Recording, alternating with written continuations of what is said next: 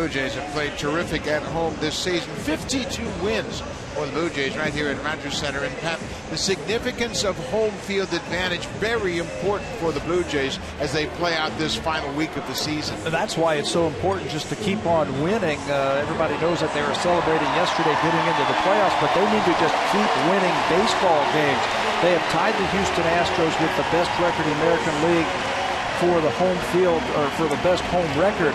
They also tied the Kansas City Royals for the best overall record, and if they can tie the Royals or even overtake them with the most wins, they'll have home field advantage throughout the whole postseason, and the Blue Jays play really well with their great fans here at Rogers Center. They sure do, and Mark Buehrle, the starting pitcher for the Jays this afternoon, pitches very well here at home. He's 8-1 in his 13 starts at Rogers Center this season.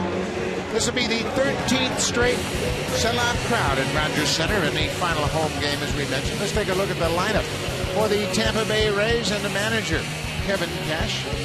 In that third spot, the veteran Evan Longoria has hit Mark Buehrle well, a .340 average for his career, over 47 at-bats. And then right behind him, the cleanup hitter, Logan Forsythe. He too has hit well against Buehrle. He has 4 doubles and 2 RBIs, so that 3-4 combination for Mark Buehrle, a real challenge this afternoon here in his final start at home. And his 30th start of the season. That's 15 straight seasons now with at least 30 starts for Mark Buehrle. He's 14-7 with a .369 earned run average. You mentioned he has pitched well here at home over his last 8 home starts. His ERA is under 3. Opponents are hitting about .224 against him. He's recorded at least 6 innings in 10 consecutive starts right here. He also needs 14 2/3 innings to get to that magical 200-inning plateau for the 15th straight season.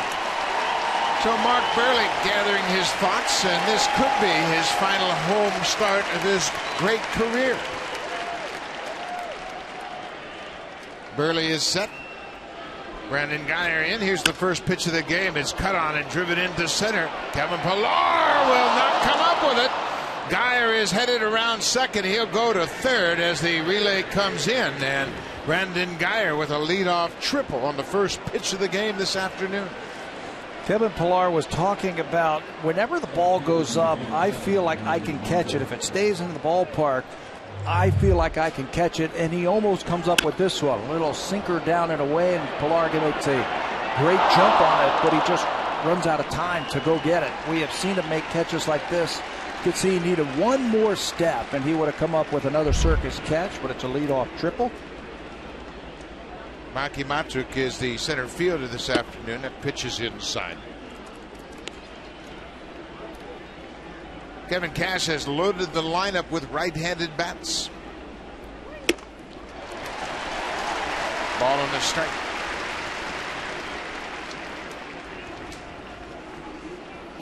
Buehrle, for his career, 11-6 against the Tampa Bay Rays. Pitch misses down and away. It's 2-1.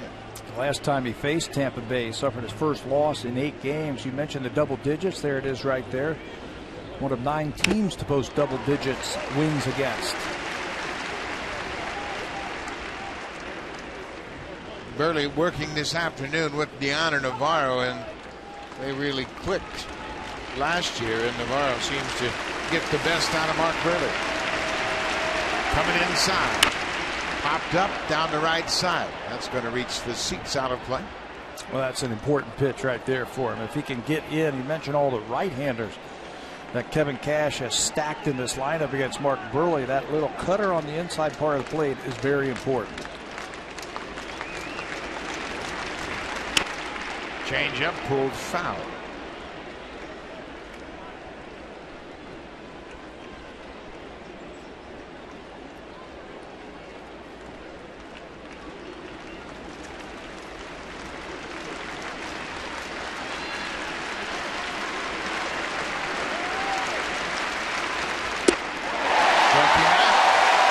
Away, big strikeout for Buehrle. 1 down. Let's take a look at the defense behind Mark Buehrle. In the outfield, they'll be key today as Buehrle gives up a lot of fly balls. Revere, Pillar, and Bautista from left to right. Left side of the infield also very important with the lefty on the mound. Donaldson and Goins. Barney and Smoak on the right side, and Deanna Navarro, as you mentioned, behind the plate for Mark Buehrle. This is Evan Longoria. Popped up, playable. Smoak into foul ground, battling the sun, makes the catch. Here's the throw to the plate, and that'll hold Geyer at third. Good job by Smoak getting it back in quickly. Evan Longoria, always a thorn in the side of the Blue Jays, had that 7-game hitting streak snap yesterday. Aggressively on the first pitch, goes after it. Smoak covering up his eyes, and he's got a fine arm for a first baseman. This is a strike right at the plate to keep that runner at third base. Smoak exceptional with the glove. All right, that was a good play to get it back in quickly. Geyer had tagged. He was coming down the third base line. 2 outs for Logan Forsythe, and Burley jumps ahead. Forsythe, like Longoria, has hit well against Burley. He's got a .409 career average against the lefty.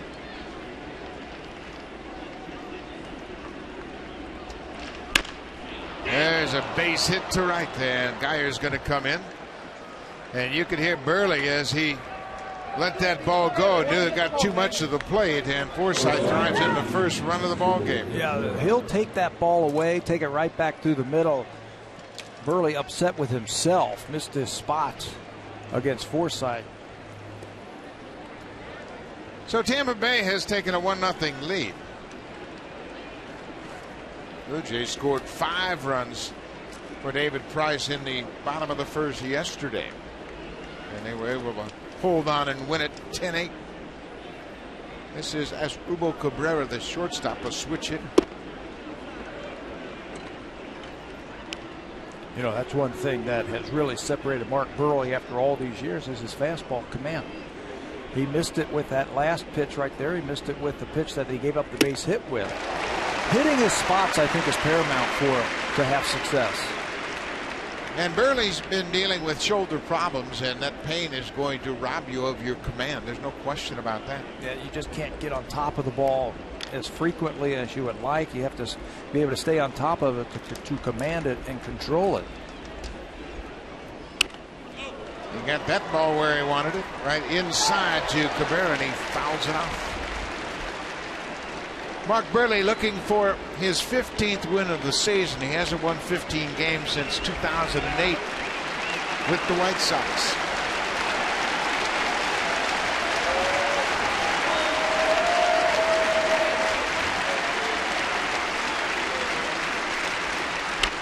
Popped up over near the Rays dugout. Smoak over, makes the catch. Cabrera pops out. Burley gives up a leadoff triple and a run. Smoak with a couple of pop-ups in foul ground. 1-0 Tampa Bay.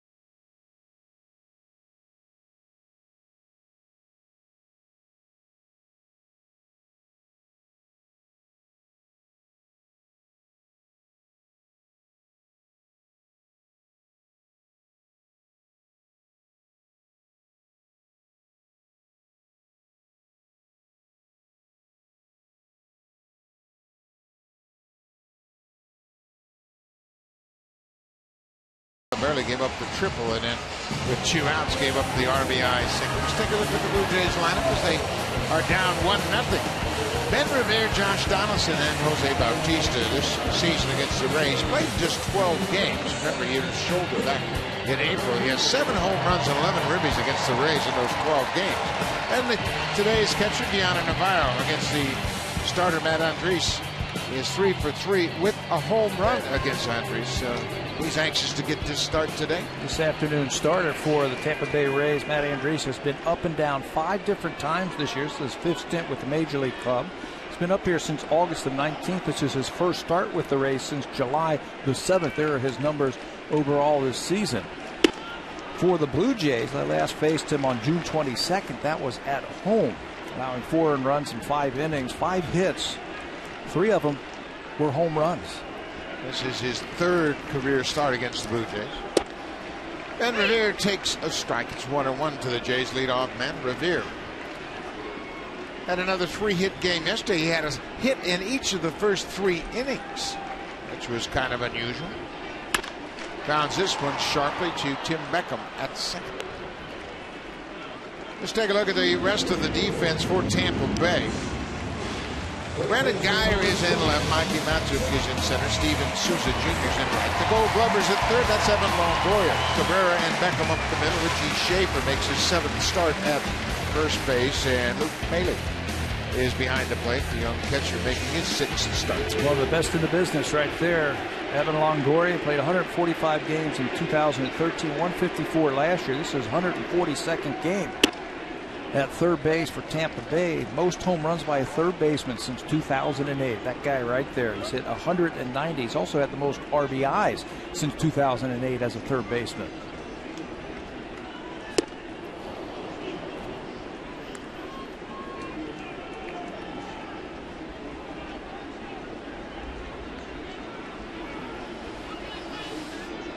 One and 1 to Josh Donaldson.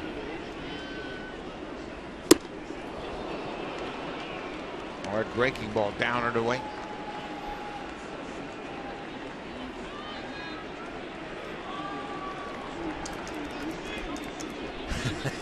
That's a pretty clever sign. The bringer of rain, which is Donaldson's Twitter handle, has ended the drought.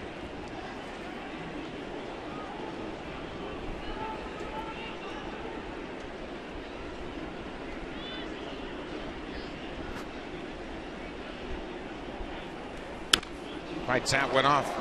Donaldson in yesterday's game had a pair of walks. He was 0 for 3 with those 2 walks. He scored a run into first, and he has become a very popular player here at Rogers Center. Well, he's done some special things for the Blue Jays this season. Lots of big base hits for him. He has fit right in that number 2 spot in that batting order all season. Remember when Jose Reyes was injured? It was Josh Donaldson who led off for a few games for the Blue Jays. Yeah, when Reyes was out, they just moved the lineup up, and Donaldson was the leadoff man. Bautista hit second.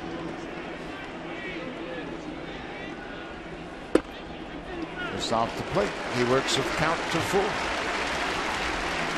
Jose Bautista with a big day yesterday. Home runs number 38 and 39. He also walked twice. Drove in 4.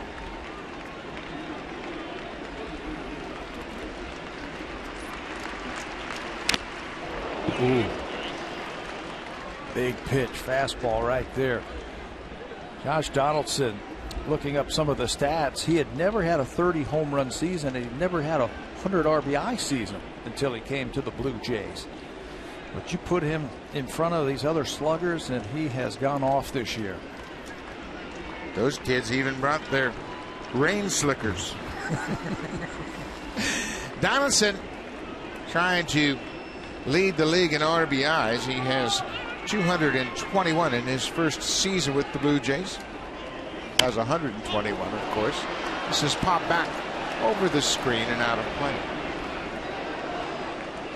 Yeah, his career highs were 29 home runs, and he had 98 RBI season.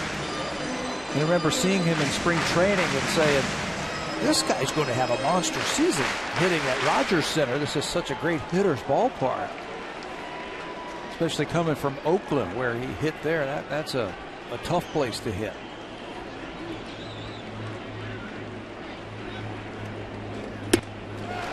Donaldson takes ball 4. So that'll bring The two-time home run champ to the plate, Jose Bautista, had a big day yesterday. They got the Blue Jays rocking early against Chris Archer in the first inning. This line drive just over the wall. This clears it for a 3-run home run in the first. And then this high arching rainbow for his second home run gave him 10 RBI, 10 runs in the game yesterday. And they needed every one of them for that W. Bautista tried to check his swing halfway through and went around. Jose has a home run against Matt Andres. He's 1 for 4 against the right. Donaldson's at first. The Blue Jays are down 1-0.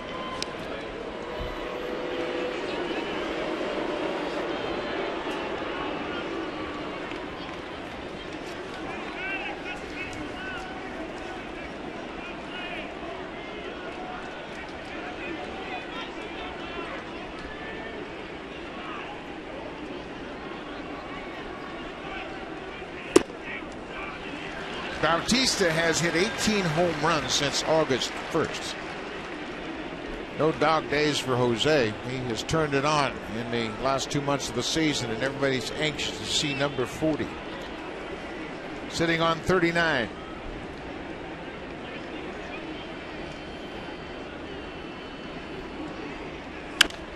This is popped up. It's playable into foul ground. Richie Schaefer over there, first baseman, waves at it, but it'll land safely.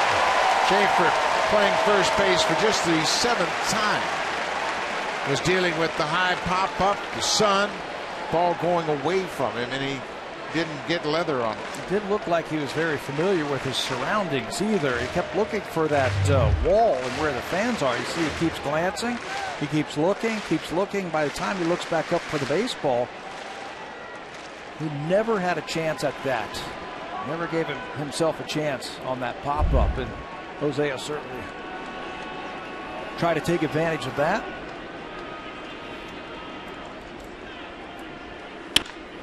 Swinging a drive to center, but that's going to hang up for Matuk, and Bautista is retired on the fly ball. He almost took advantage of it. Got that fat fastball over the middle, and you could see him talk to Encarnacion as he walked by him, giving him just a little bit of a scouting report on Andres. You can see Bautista shaking out his hand as that ball was on the end of the bat, and he got a fistful of bees. 2 outs now for Encarnacion. He's got 35 homers.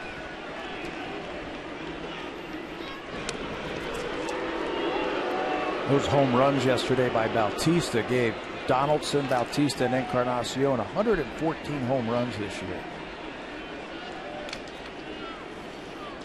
Modern day murderers row, if you will. Hot shot, base hit through the left side for Encarnacion. Donaldson stops at second. Well, you mentioned 114 home runs. That's the most in the major leagues by any trio since 2009. When Ryan Howard, Jason Worth, and Raul Ibanez combined to hit 115. It just makes it so tough for that pitcher to get through this lineup. This time a fastball right on the inner half, and Edwin tops that one. Doesn't get it airborne, but he shoots it into left field for his first hit. That is a stacked deck indeed. The Blue Jays trying to capitalize it. They've been dealt a big hand. Now they want to win the pot. This is Justin Smoak. He's had a big season. 15 doubles, 16 home runs.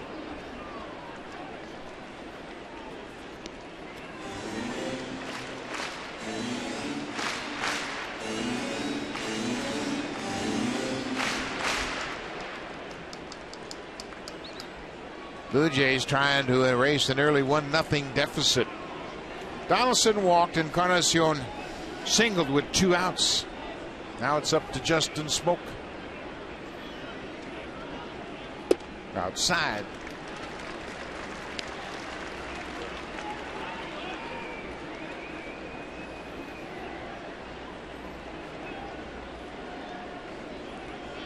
Smoak and Chris Colabello have combined to give the Blue Jays terrific production over at first base. You know, and we all figure that in this ballpark, I think the same thing goes with Justin Smoak. He came over from Seattle, and that is a pitcher's ballpark, not much of a hitter's paradise. But here, he's a fly ball type of hitter.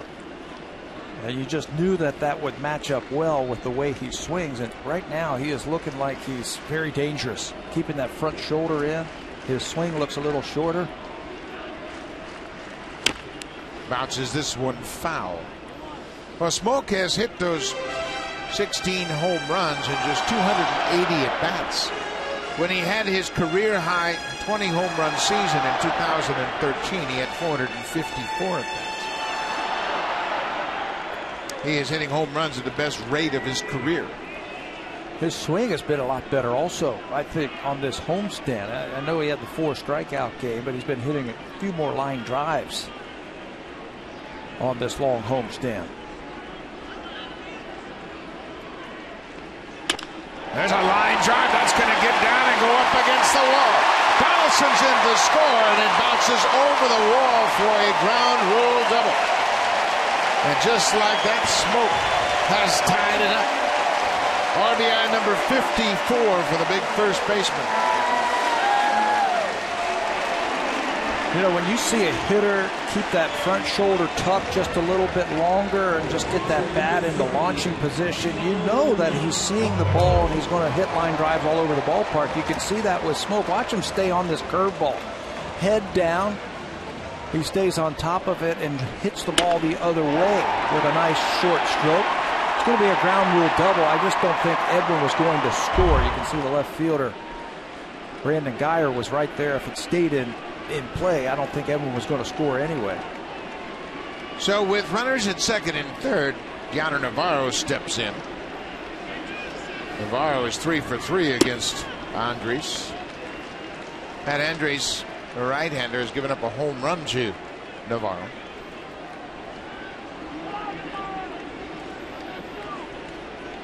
Navarro's had a terrific season as the backup catcher for Russell Martin. It's a tough job for a veteran guy who has been a regular in the past to be asked to catch infrequently, just a couple of days a week right now, but he's getting his chance. He's been catching Burley and he's been catching Estrada lately, and his stroke seems to be coming around. He's hit 5 home runs this year in just 160 at bats. Yeah, he missed about a month with a hamstring injury. He's got the count in his favor now. Inside, they're trying to crowd him. Well, the green light has been flashing for this team all season long, and I bet you he gets it right here. Yeah, he should. You mentioned the home run he hit against them. Blue Jays hit 3 home runs against him down at Tropicana Field. Deonner was one of them. He had the green light. Pitched him away on that 3-0 pitch after missing 3 times inside. Russell Martin had the 3-0 count the other day, if you remember that. Hit a big home run yesterday in the first inning. His first career home run on a 3-0 count. There's a fly ball in shallow right. They're battling the sun. Souza in, and he'll get there and make the catch. Tough sun field here today at Rogers Center, but it's a 1-1 game. Justin Smoak with a RBI double.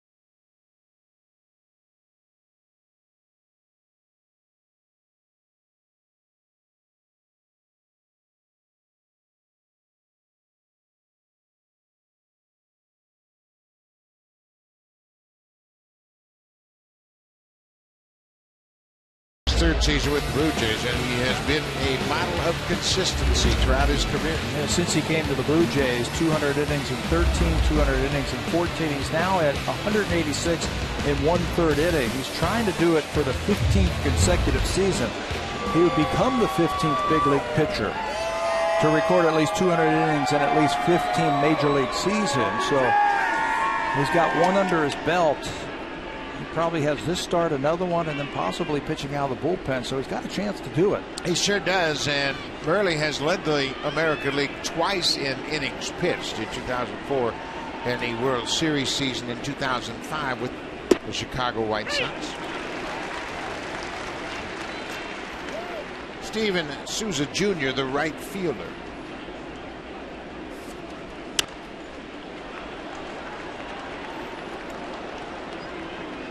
Burley is at the end of his contract. He's now 36 years old. He'll turn 37 next March.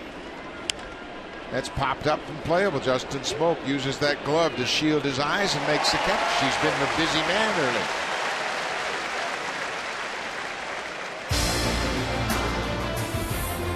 The Acura 7-day sales event, only until September 30th. Visit your Acura dealer today.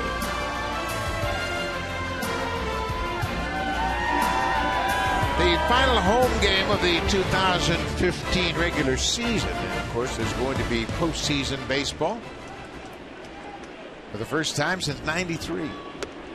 Tim Beckham, starting at second this afternoon, takes a first pitch curveball from Burley. He is a first ball, fastball type of hitter. So Burley knows that. Navarro knows that. So they throw him a couple of breaking balls. It was Beckham, remember, back in April, he was the batter who was robbed of that home run by Kevin Pillar, probably the finest catch that I've ever seen. When he went over the wall, this was the guy who hit it. Beckham has hit well against the Blue Jays this season, a .385 average. He's 10 for 26 with a pair of home runs and should have had 3. Early in the season, he was really swinging the bat well, and he was playing regularly. Another pop-up. Burley's got a little extra skip on that inside pitch, leading to these pop-ups early. From right-handers to the first baseman, or to the right-hand side. Well, we always talk about Burley when he pitches. There's a lot of ground balls pulled to the left side, but today Smoak has already caught 3 pop-ups, the first baseman.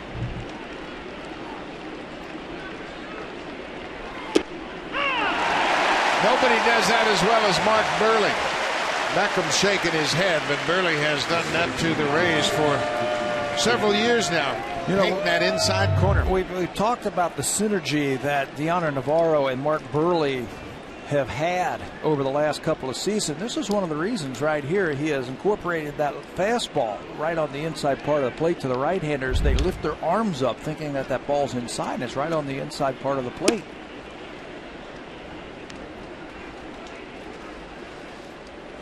Richie Schaefer playing at first base this afternoon. He pulls it to third. And he fell down, and Donaldson has a lot of time. He throws him out. Schaefer stumbled out of the batter's box. An easy inning for Mark Burley. 3 up, 3 down in the second. It's a 1-1 game.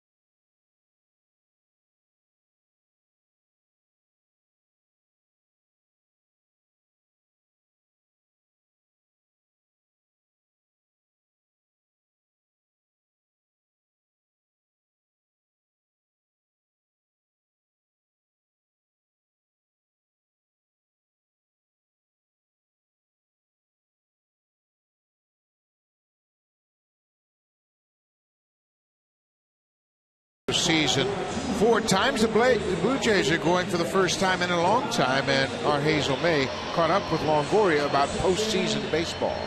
That's right, Buck. I spoke with Evan Longoria. He was part of that young and inexperienced Tampa Bay Rays team on that magical run to the World Series back in 2008. I asked him, with the Jays clinching last night, how does a player's focus and mindset change now as they go into October? He said, for one, you're going to have to put up with a lot more pressure. It's going to be a shortened series, not a lot of room for error. If you perform, you've got to perform then, or you go home. To him, that was the biggest difference. As far as the Blue Jays is concerned, he says even though it's been 2 decades for the Jays, they do have guys with playoff experience. Yes, the focus has been on a lot of young guys who performed well for them this year, but this is a veteran ball club. That will bode well moving forward.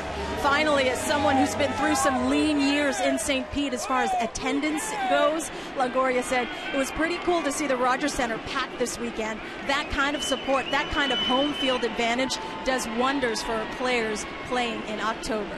Buck. Thank you very much, Hazel. Some great points, and obviously the home field advantage is something that's in the Blue Jays players' minds. They play very well here at this ballpark. Evan Longoria in 2008 went to the World Series with the Rays, and one of his teammates, Deanna Navarro, had a great World Series. He had over 350 in that World Series in 2008.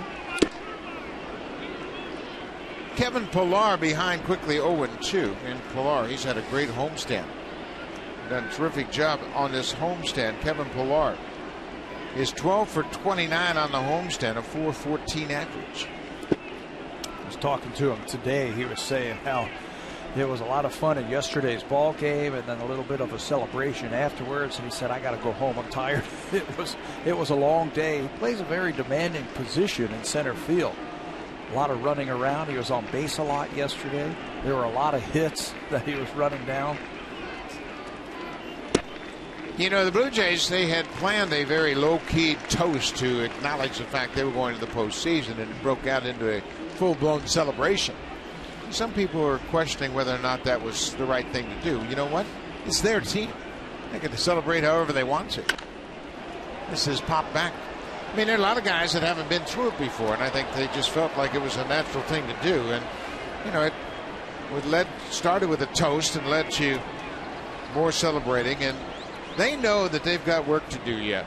They want to win the division first and foremost. Oh, yeah. Yeah. I thought that was pretty mild compared to some of the other places that we have seen. Some of the other celebrations, you know, when it's full blown, that was a nice one, and it's well deserved. And as a team, that's a nice little bonding thing to do at the end of a game like yesterday. I mean, yesterday's game was a very emotional game, very draining. Tampa Bay came back and scored 3 runs in the 9th inning and made it an interesting game. Big bouncing ball to short. Pillar is out 6-3 on the putout. But yeah, each team will determine how they're going to acknowledge a championship season, and I think the big celebration will come when they clinch the American League East. I mean, that's winning. You not only secure your spot in the postseason, but you guaranteed yourself the home field. Yeah, you go out there, you win the ball game, you win the division, and you do it yourself. That's why we were talking earlier that these games, even though the Blue Jays are in the postseason, these games all mean something. It's not a time to let off the gas pedal at all. It's a time to just keep going out there and just trying to keep winning. You've got 8 games left. Try and win them all. Secure that home field advantage for the whole postseason. This is popped up the third baseline. Third baseman Longoria calls off the catcher and makes the catch on Goins. 2 up, 2 down here in the second.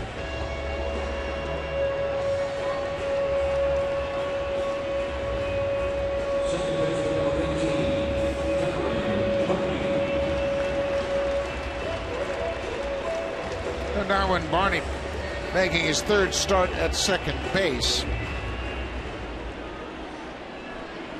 8 games between the Dodgers and the Blue Jays.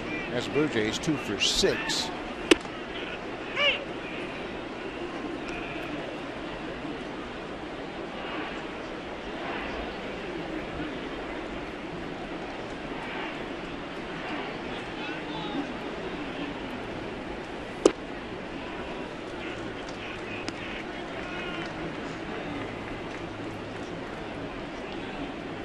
This has been the largest home attendance for the Blue Jays since 1996, and they've sold out 21 of the last 22 home games.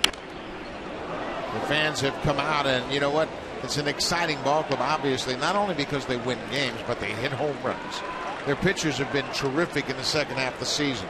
We've got a 20-year-old closer that picked up his 19th save yesterday. And there's a lot of players on this team that are easy to root for. Star players, exceptional players, some of the best players in the American League reside right here in Toronto. So why wouldn't you want to come out here and enjoy the excitement, the passion? There's Troy Tulowitzki. He was out running today, this morning, around the bases and around the field. Took some more ground balls. He's getting closer and closer. Yeah, he was playing balls off the bat during batting practice, trying to get some game type of action. Breaking ball missed outside to Barney. It's 3-2. Ben Revere's on deck, the leadoff man. He grounded out to second his first time up.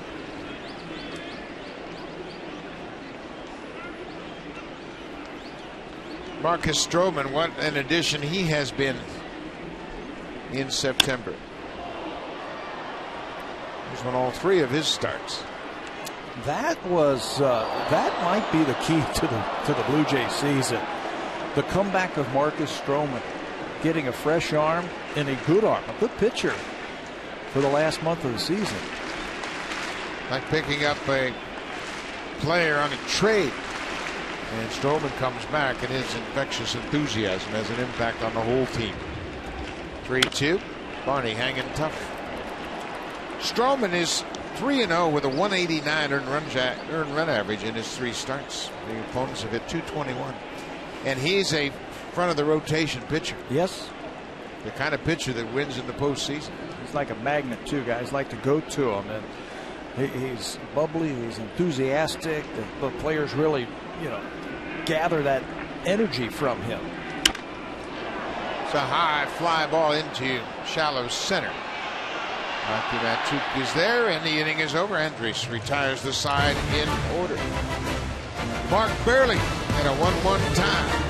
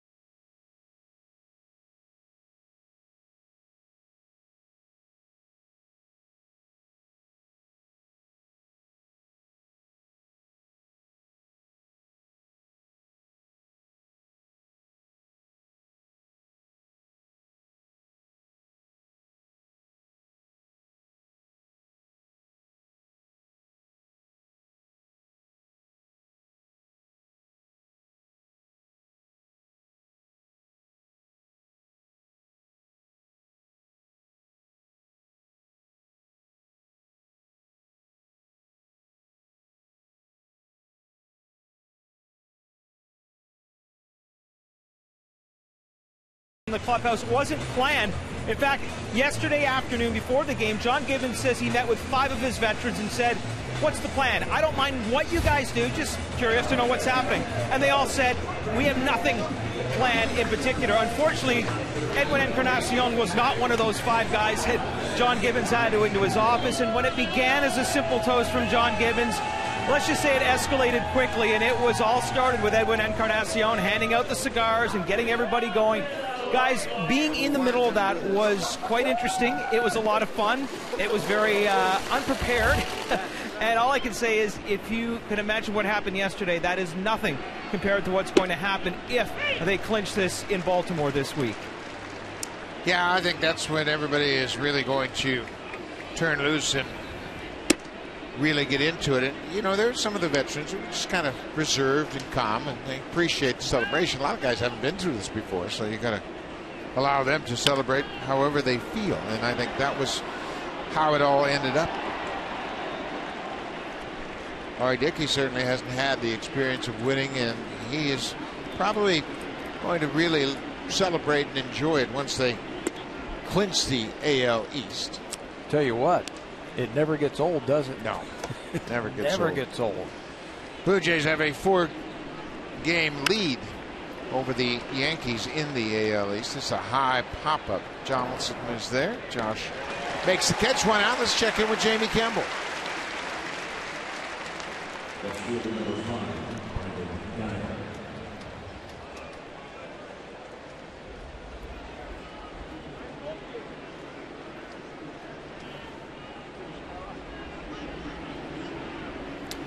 Well, the Yankees, of course, they're not going to go away. They're going to try to make this as difficult as possible for the Blue Jays to wrap it up.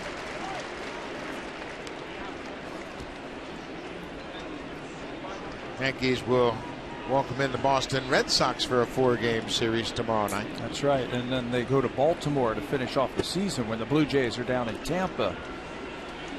Blue Jays, after this one, get on a plane and head down to Baltimore for 4 big games against the Orioles. And you know what? These two teams, the Orioles and the Blue Jays, they're not on the friendliest of terms. Should be interesting. Blue Jays have a 9-6 advantage over the Orioles, but they are 3-3 at Camden Yards.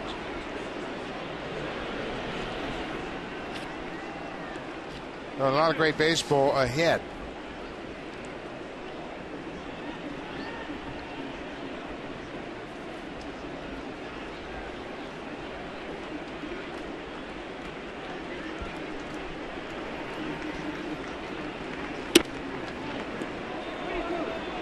Full count to Brandon Guyer, the leadoff man. Guyer had the triple off of Burley to start the game and scored the Rays run in the first. Hit him. So Guyer goes to first, hit by a pitch.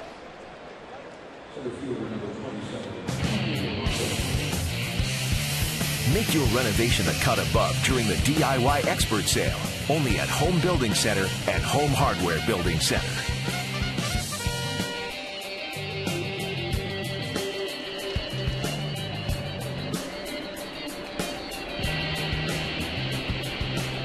Marky Montook hit his first career big league home run off of Mark Burley back in April right here at Rogers Center.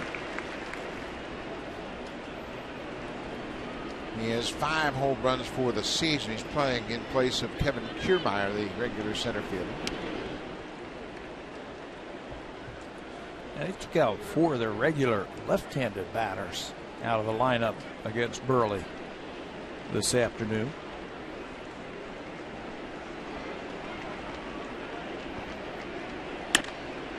There's another fly ball slicing deep away from Pilar. That's going to go out of the ballpark. Mattook hit his second home run against Mark Burley, a 2-run shot to right center. That ball came off the bat and just kept slicing and carried right over the wall in right center. You know, that was the exact same pitch that Burley struck him out with. Looked like a backdoor cutter. Struck him out in the first inning. This time, Mattook gets all of that one. Showing some opposite field power. Gets on top of that one and drives it out of here.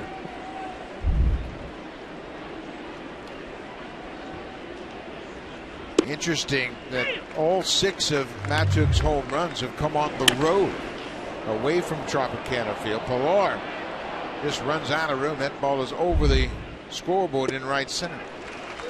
That reminded me a lot of the Kiermaier home run that we saw yesterday. When Kevin hit it, it looked like it was going to be a fly ball to center field. It kept carrying right into the camera well out in center field. That ball looked like it might have been a fly ball to right field. Just kept carrying. Longoria behind 0-2. Longoria popped out his first time. 3-1 Tampa Bay.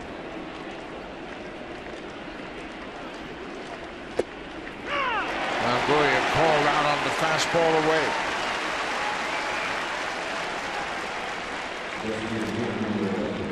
Third strikeout for Burley.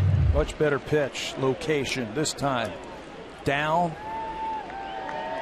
Cuts it right on the corner and right at the knees.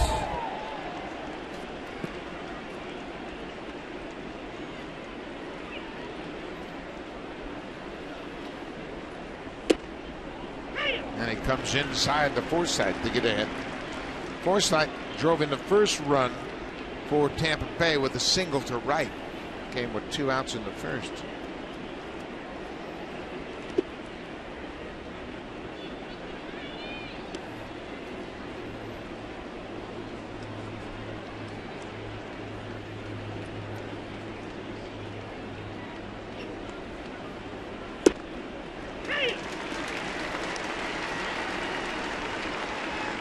Got that in a good spot. Yeah. Good hard curveball.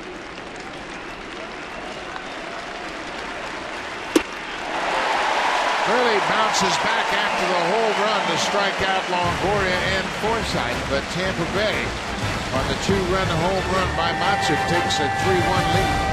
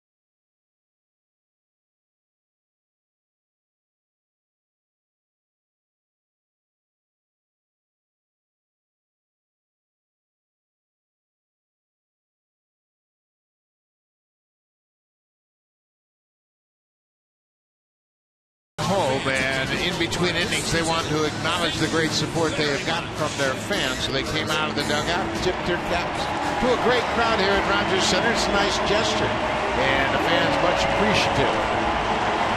Standing ovation with the rally towels. All the fans came out, or the players came out to tip their caps, and the chance for them to tell them thank you very much. With today's crowd, the Blue Jays will go over 2.8 million fans this season that have come to Rogers Center to enjoy what the Blue Jays have done this summer. Mark Burley was right out there with him. He's pitching in this ball game, and he came out to acknowledge the great fan support. Matt Andres starting, and I imagine they're going to have a short leash on him here this afternoon. Andres has pitched out of the bullpen a lot in the second half. There's a bouncing ball. Nice play by Schaefer as he takes the short hop, steps on the bag. Yeah, this could be one of those days where the whole bullpen gets involved. Andres has had 15 relief appearances this year, 7 starts, 22 appearances overall. I told you it's been a while since he has made a start, so they're going to watch his pitch count, they're going to watch his innings, and we'll probably need the bullpen to help him through. Josh Donaldson scored in the first inning, and with that, it gives him 120 runs scored. So he becomes just the second player in franchise history to score 120 and drive in 120 or more. Sean Green did it in 1999, and Donaldson accomplishes that feat here in 2015.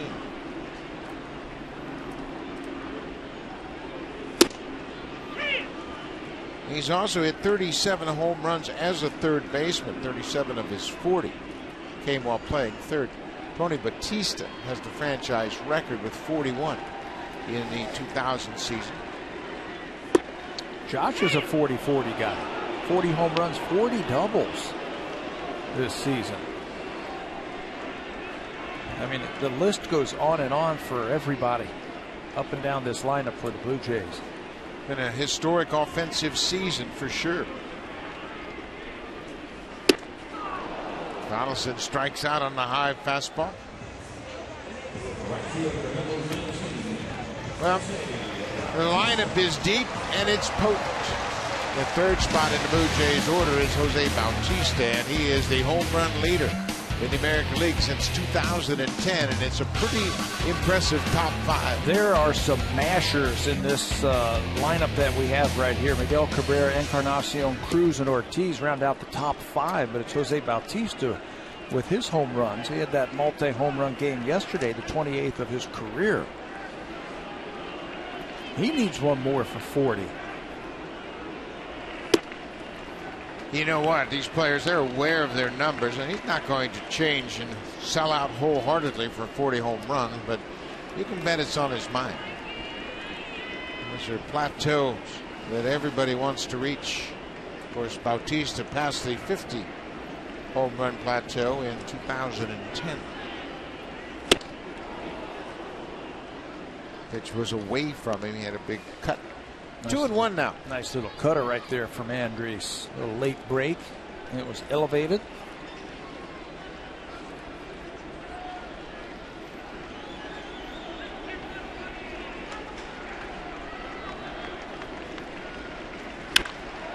High fly ball. Matchup has beat on it in center. Now he's coming in a few steps, and Bautista's retired. Quick inning for Andres here in the third. We'll go to the fourth. Tampa Bay has a 3-1 lead.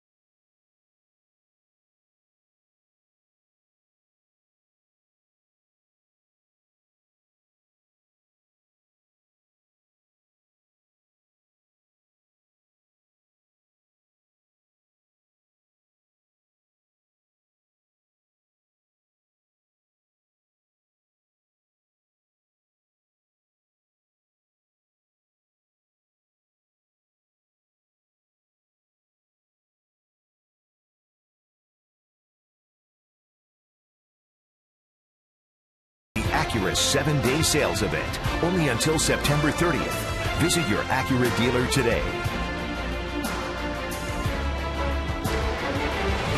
3-1, Tampa Bay leads it as we head to the fourth. Mark Fairley has allowed 3 runs on 3 hits. Asdrubal Cabrera reaches for that outside pitch and fouls it into the seats. The Blue Jays have won 52 games here at home, and that's the 3rd highest win total they've had at home. They have their franchise high wins of 54 in 1985 and a 99 win season. In 92, their first World Series season, they won 53 games at home. They can match that number with a win here today.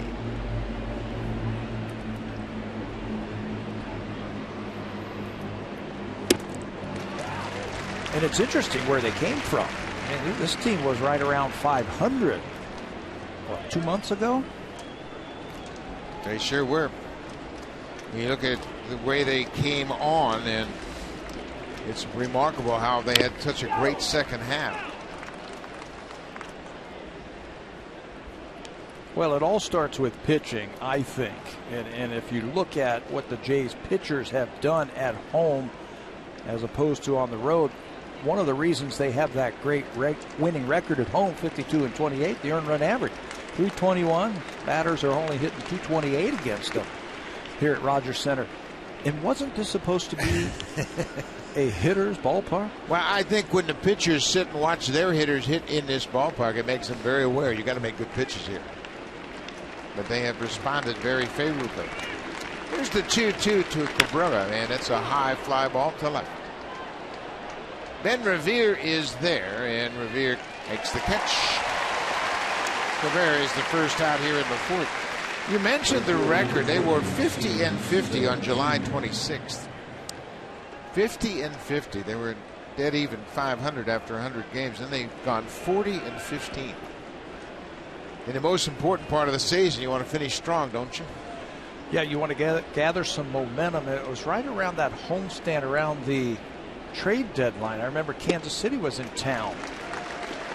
And I think the players believed after that series, they took 3 out of 4 from the defending American League champs. And I think it really proved that they could play with anybody, and I think the team really came together as a group, as a unit, and it's been rolling ever since. You know what happened in that series too? They threw at Josh Donaldson a couple of times, and that really aggravated everybody, especially Donaldson. They threw a couple of pitches up at his head, and that's when Volquez got into it, and they were yapping back and forth. And you know, there's no love lost between the Royals and the Blue Jays, that's for sure. That's where the line of the year came from, I think, also from Josh Donaldson.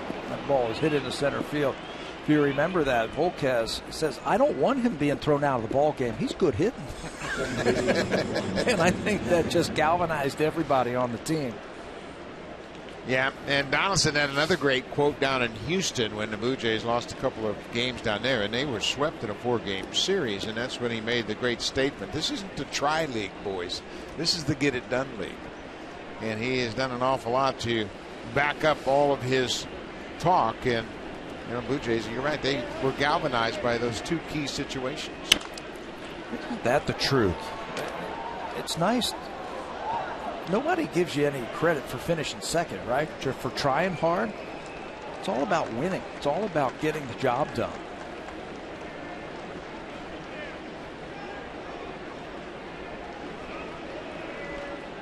Well, so Martin knows that it's not the tri-league. That's for sure. He's been to the postseason 7 times. He's going to be 8th this year. There's another base hit to left. Ben Revere is going to come in and play it on the hop. Steven Souza Jr. is going to go first to third. Back-to-back 1-out hits for the Rays here in the fourth. Well, that's a heads-up base running right there from a young player, Steven Souza. Recognizing that that ball wasn't hit that hard by Beckham. He muscles it out in the left field, but on a hot day like today, that ball is going to take a big bounce off the carpet. He challenges Revere, and there's going to be no throw. Good heads-up base running. For Beckham, that's his 11th hit against the Blue Jays this season.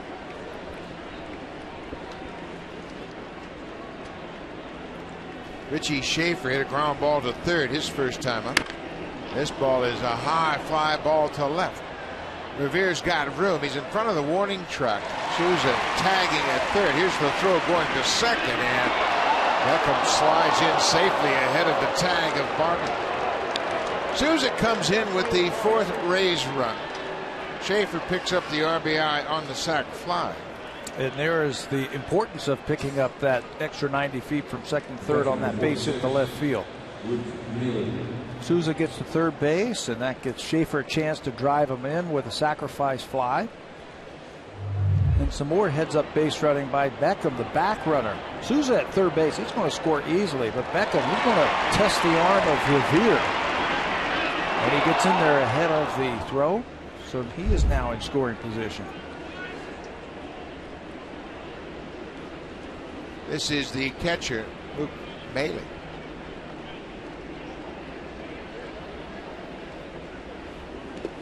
Nice block by Navarro. That keeps Beckham at second. 2 outs. We're in the fourth. Tampa Bay has scored a run in the first, 2 in the third, and 1 in the fourth. They've taken a 4-1 lead over the Jays.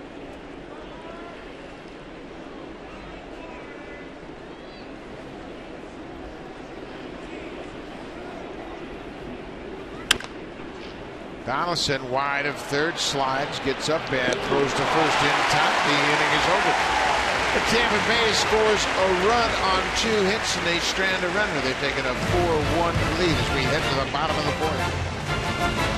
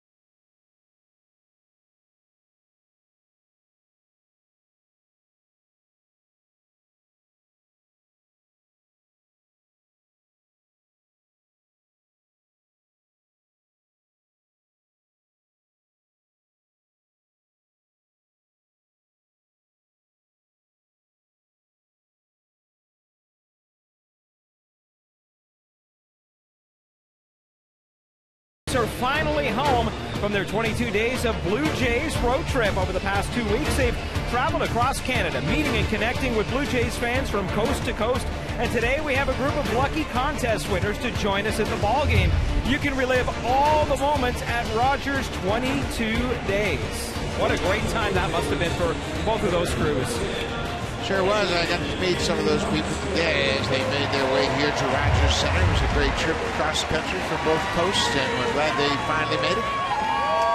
Fans have had a great time all season long in the WestJet flight deck. Once again, it's a perfect afternoon for a ball game. Their new pitcher into the game is the big lefty, Enny Romero. A hard-throwing lefty. There are his numbers in 19 games. We saw him on Friday night, an inning and a third.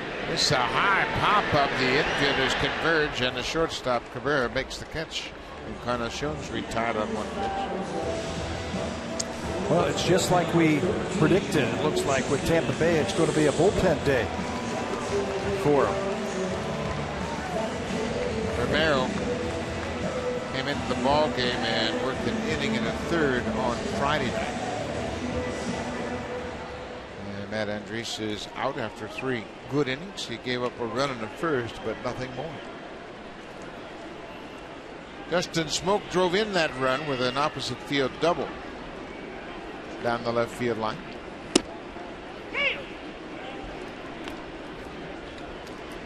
These types of games are difficult on the Blue Jays because they rely so much on previous at-bats during the course of a game to make adjustments. They might see different pitchers in every at-bat.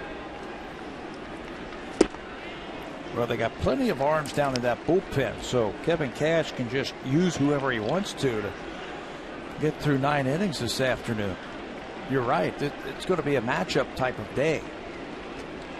Lefties versus lefties, righties versus righties. You might face a guy, 4 different guys today.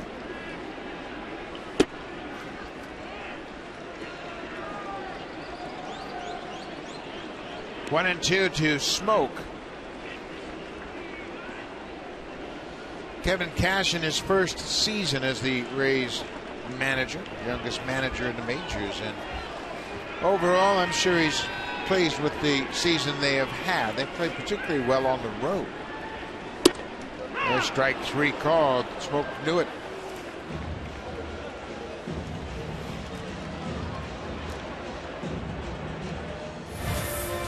Help is only 140 million miles away. The Martian. In theaters, October 2nd.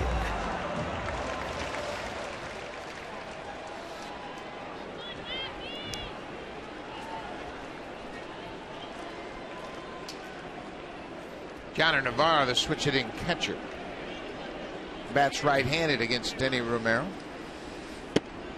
You know, you were just talking about the job that Kevin Cash has done. I think he's done a heck of a job with this young team. And this team, Tampa Bay, next year, this might be a scary team. If they stay healthy, that's been the problem this season. They haven't stayed healthy. They lost their starting pitchers. Alex Cobb, Matt Moore were out.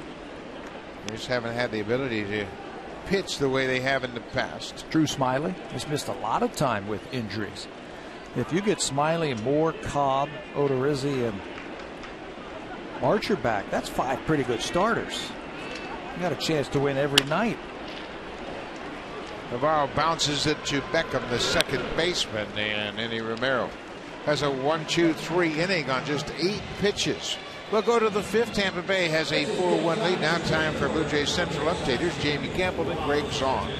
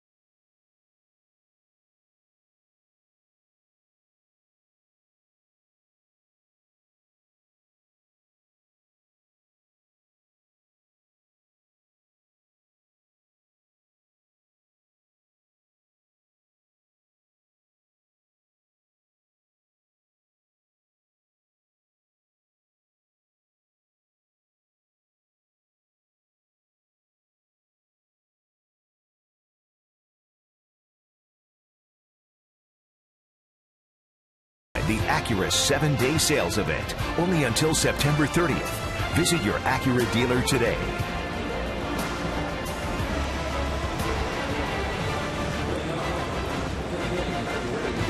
Beautiful Rogers Center, a packed house. This is our final home game of the season, and with that we want to acknowledge our great TV crew that we have the pleasure of working with all summer long here at Rogers Center. Dave Schick is the technical producer to make sure that everything is up and running, and when it doesn't, he fixes it. He's been around us a long time, and we appreciate all of his efforts. He coordinates a lot of the technical aspects of the show. Got a couple of great engineers that help Schick maintain the truck so well. Jamie Verbugen and Derek Fleming. A technical director, guy that listens to the director and takes all the quick shots. Dan Brenner does a terrific job, and he is sitting right in that front row in the truck, always doing a great job working with the directors. Our audio crew is the best in the business in my estimation. I've worked with a lot of them. Andrew Stokely is the A1. He's in charge of the sound that you hear from the ballpark. Mike Hayes is his assistant, and Sean Matthew Jones also an A2 that helps us on the show. And you hear the great sounds, the crack of the bat, and the great crowd, Pat. It's that crew of audio guys that helps us out immensely. Best in the business. We are so privileged to work with these guys day in and day out. Brandon Geyer and Burley got a late break, but Smoak's going to get there and beat Geyer to the bag, 1 down.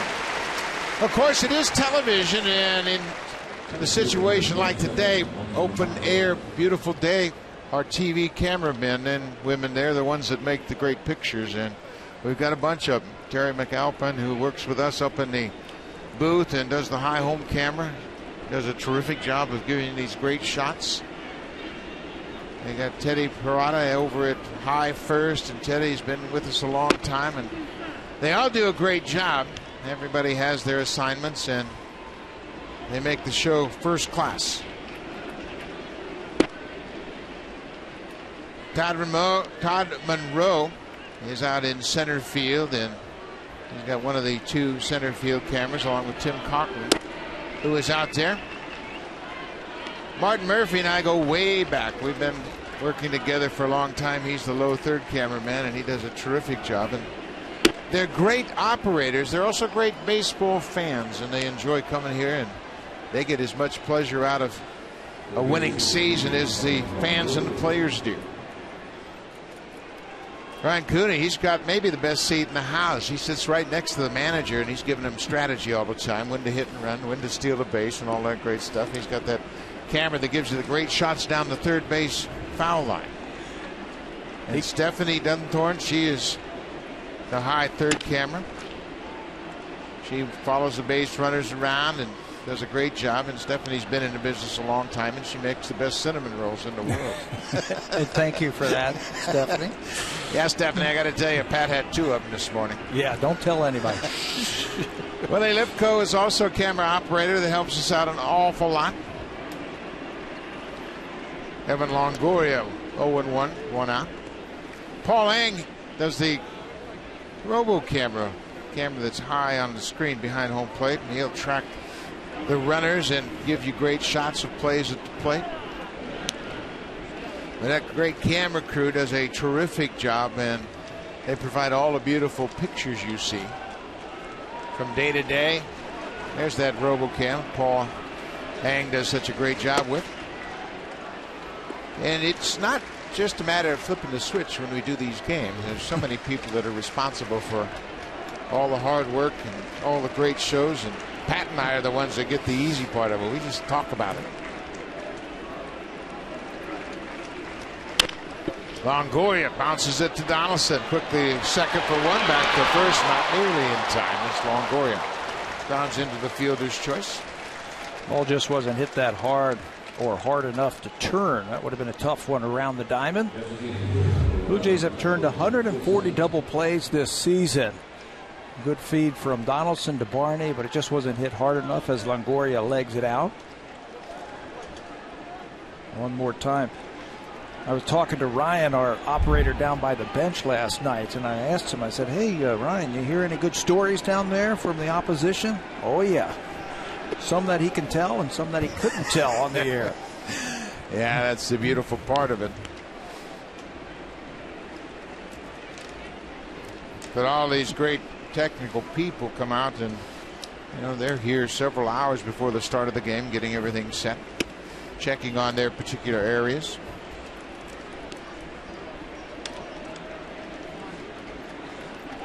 Ryan is right there. There he is. And he can sit there. Hello, Ryan. You can talk with Kevin Cash and maybe get some strategy from the manager.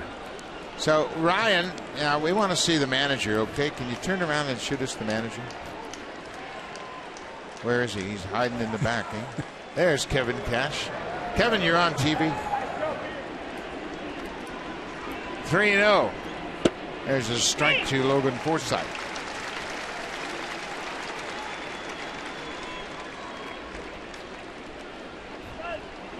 Mark Burley pitching here in the 5th.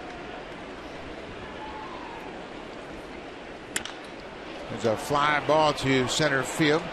Pilar is there. He waits, and the inning is over. Mark Burley is through 5 innings, and we'll continue our acknowledgement of this great TV crew here at Rogers Center when we come back.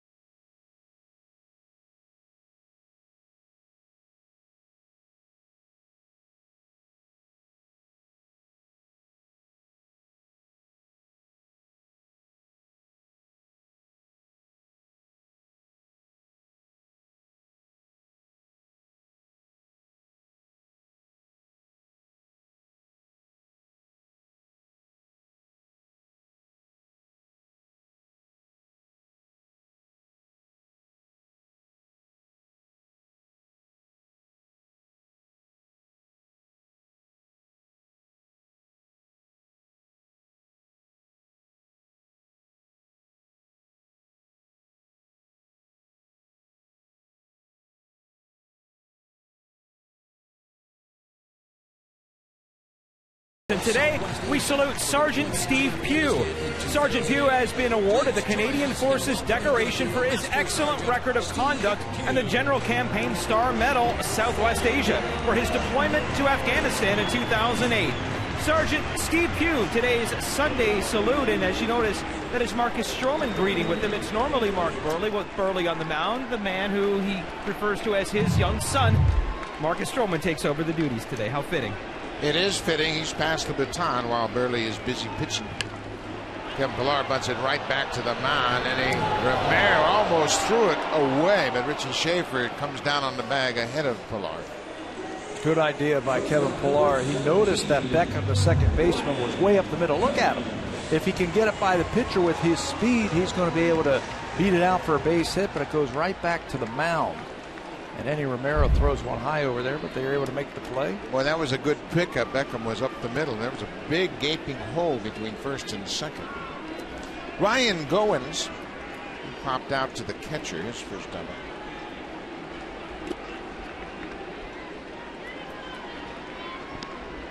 Goins has made dramatic strides as a hitter. Of course, he's got an extended opportunity to play with Devin Travis out and Troy Tulowitzki currently out. Goins has moved to shortstop.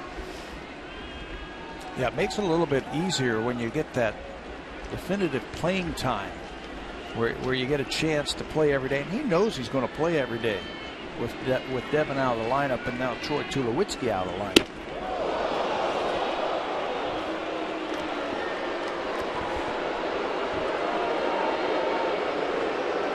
One of the challenges for Goins is to handle the left-handed pitchers, and this is a nasty pitch.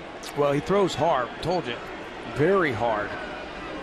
He has thrown a pitch at 99 miles an hour this year. Eddie Romero, that one was upper 90s right there, right underneath the chin of Ryan Goins.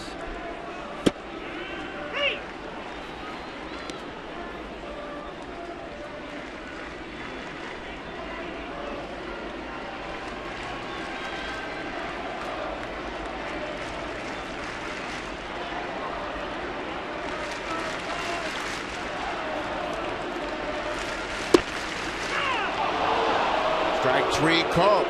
Goins takes a fastball, and Romero has his second strikeout here in the second inning of relief. Not much that you can do with this pitch. It's hard. It's a four-seam fastball. And he paints down and away. Just got to either try and foul that ball off or hope that the umpire called it low, because there's not much you can do with that one. 2 outs.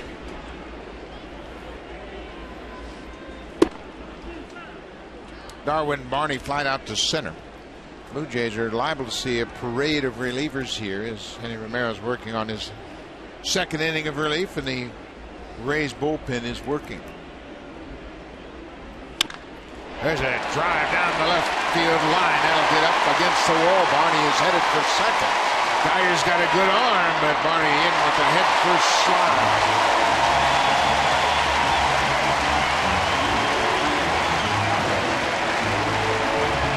Darwin Barney's first extra base hit, just his 8th at bat, his 3rd hit as a Blue Jay. When you're down in that lineup, you got to expect a fastball, and he gets one from Romero. Fastball, he turns on it, rips it into left field for extra bases.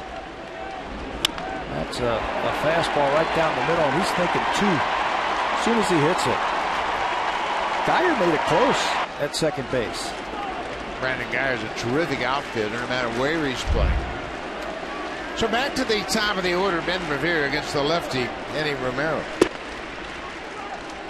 Well, Revere would love to get on against Romero. That'll force their hand of the Rays manager, Kevin Cash. That's why they have the right-hander, Bellotti, warming up in the pen. This is Romero's last batter, I think, of the afternoon. Well, Ben Revere is the right guy up against Eddie Romero. He's going to have to throw strikes, and Jim Hickey's out to help him understand the situation. Yeah, slow things down just a little bit. Hey, you got to challenge him. There's Andrew Bellotti who is warmed up. He's for the big 3 who are next after Revere. Bellotti had a very good inning yesterday in the 6th. He retired the side in order. Smoak, Martin, and Goins. 3 batters he faced. He struck out Martin. So Hickey out to explain the situation with Romero. Hey, you got to get this lefty. We don't want to go any deeper into this lineup here in the 5th. I think the message is also, hey, you got to challenge this guy. Ben's got 1 home run this year. You got to challenge him. If he hits it out, we still have the lead. You walk him, and now you bring Donaldson to the plate, representing the tying run.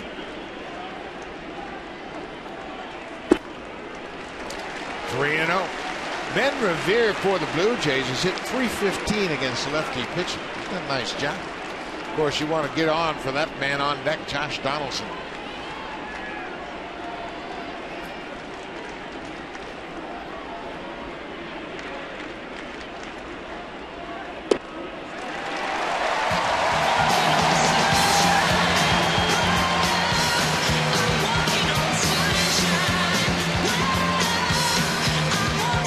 As expected, Kevin Cash has run out of the Rays dugout. He's going to make a pitching change as Eddie Romero just couldn't get a strike in there to Ben Revere.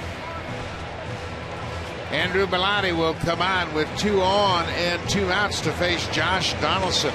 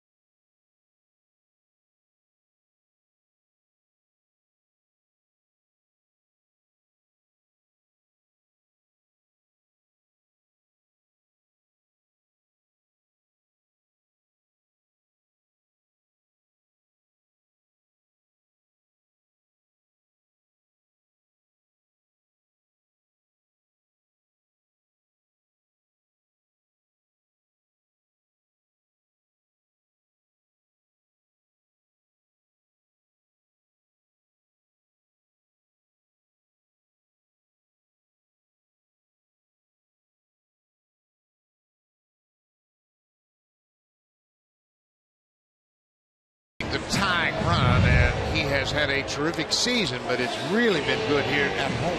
.331 average here at Rogers Center with an on base of .398. The slugging, everything so much better in this ballpark.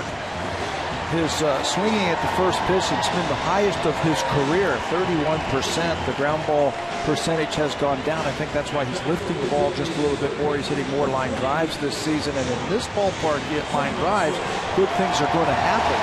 You're going to knock him out of the ballpark. And he's really enjoyed the luxury of hitting number 2 in this lineup for the Blue Jays. He's had some speed pretty much all season long hitting ahead of him, and then the power behind him. So he's going to get a lot of pitches to hit, and he hasn't missed them. Andrew Bellotti will be into the ball game. This is the 16th time that he has pitched for the Rays. We saw Bellotti in yesterday's ball game where he had a nice clean inning.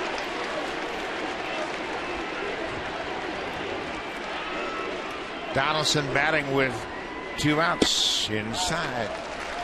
Josh Donaldson, for his career, has hit 25 home runs here at Rogers Center. 23 this season, playing in his home ballpark.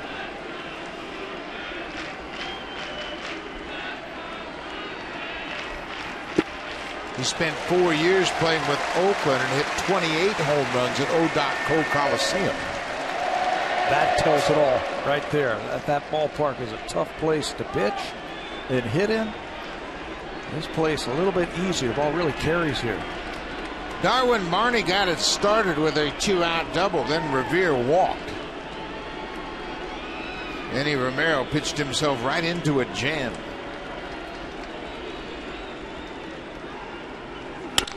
Ground ball to short. Cabrera will go to Beckham, and he steps on the bag just ahead of the sliding Ben Revere. Ender Bellotti gets out of it. Will go to the 6th. Tampa Bay with a 4-1 lead, and here comes the Home Hardware cleanup crew. Brought to you by Natura. Home Hardware's exclusive line of safe, environmentally friendly cleaning products.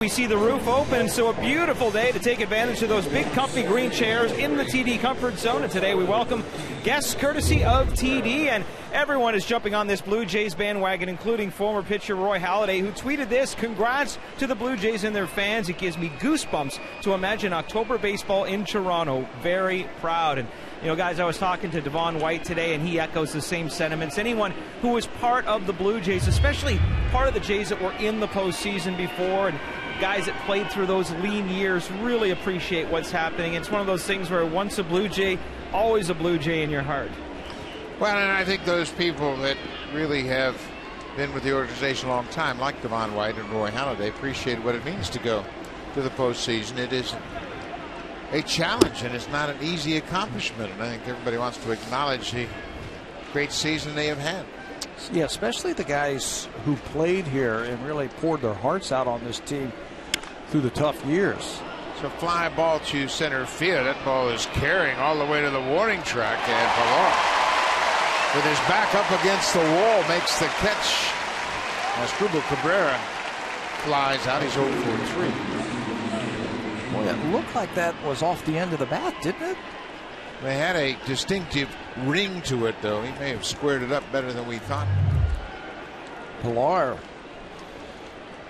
has to keep moving backwards and finally catch the ball just a couple of steps in front of the wall. Steven Souza with a half-hearted swing. Fairly is ahead 0-1.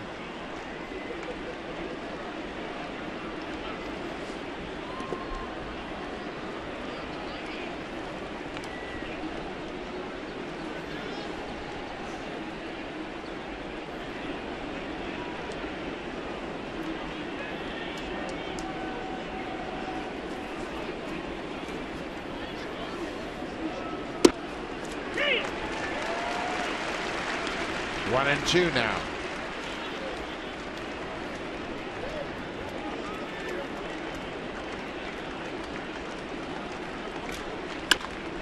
Souza hits it down the left side, but that's hooking into the seats foul. Keeps throwing that cutter inside, inside, inside. Very tough to keep that ball fair if you're a right-handed batter.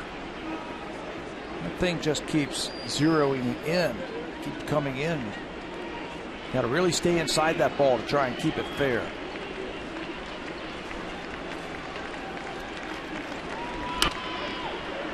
And then he beats you with that one up and away.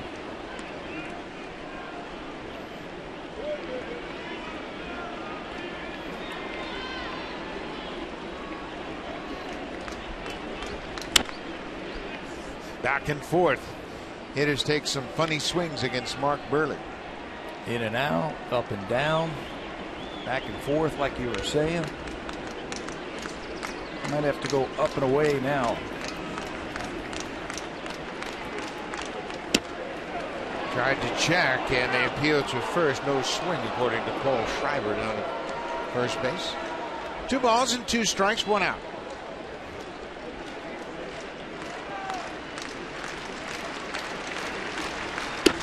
That time he went around. 1 out. Let's check it with Jamie Campbell.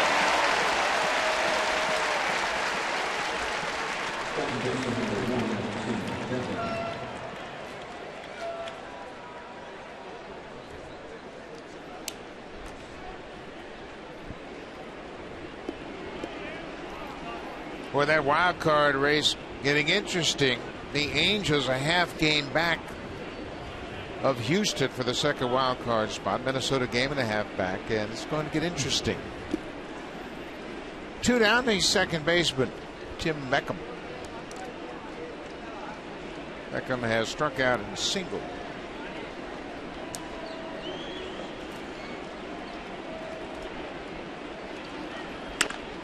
Off the end of the bat, Barney waits at second, quickly to first. Burley through 6 innings.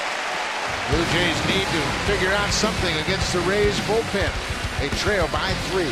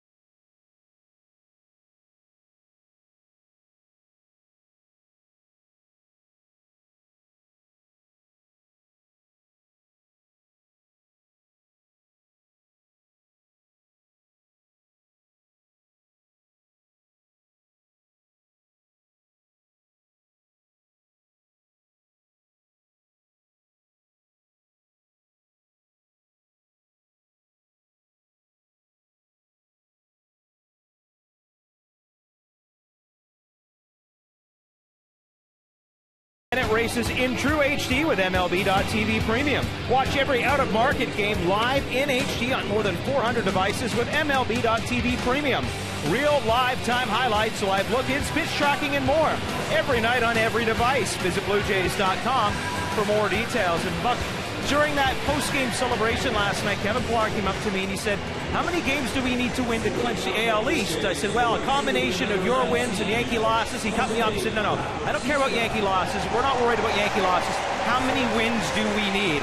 And I told him 5, and that's where the magic number is now, and that's the attitude the team has. They're not worried about what the Yankees do and how many combinations. They say, we win 5 games, we're in the American League East champions. Yeah, and that's where they want to start, of course, the division title, and then they will worry about the best record in the American League. This is Brandon Gomes' 61st appearance. Gomes faced 1 batter in the game yesterday. That was Josh Donaldson. He Got him to fly out. Retired his team high 40th inherited base runner in that game yesterday. He has had a lot of success in his career against the Blue Jays. Breaking ball off the end of the bat. Bautista grounds out to short. This is the 25th game that Brandon Gomes has pitched against the Blue Jays. They're hitting 190 against him.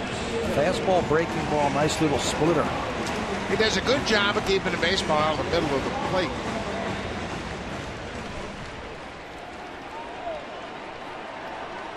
Look at all of the numbers, and Encarnacion, for example, is 0 for 7 against Gomes.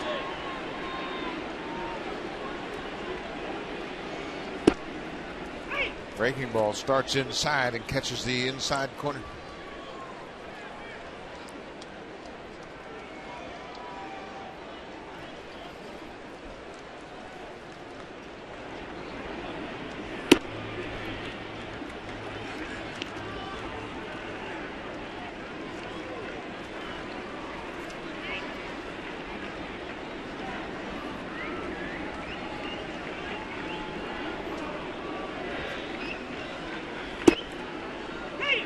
Breaking ball, strike 2.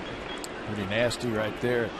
Some of the other numbers that Gomes has put up against the Blue Jays, he's striking out more than a batter an inning with that arsenal. He seems to come in and throw that splitter at will.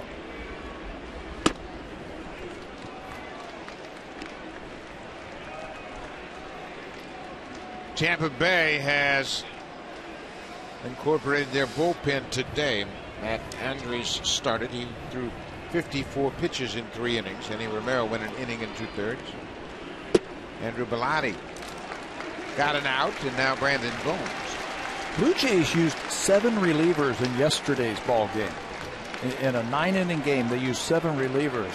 Might we see the same thing from Tampa this afternoon? But I think Tampa is by design. True. They knew they didn't have a starter going today, so they expected to use the bullpen. But David Price went just 5 innings in yesterday's game to pick up his 18th win. And then it was Hawkins, Luke, Hendricks, Sanchez, Tepera, Cecil, and Osuna. And they needed them all. Tampa Bay scored 3 in the 9th. It was a 10-8 win, and Encarnacion takes the ball inside.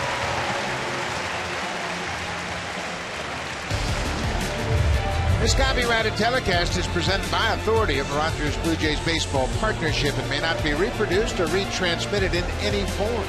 And the accounts and descriptions of this game may not be disseminated without the express written consent of Rogers Blue Jays Baseball Partnership.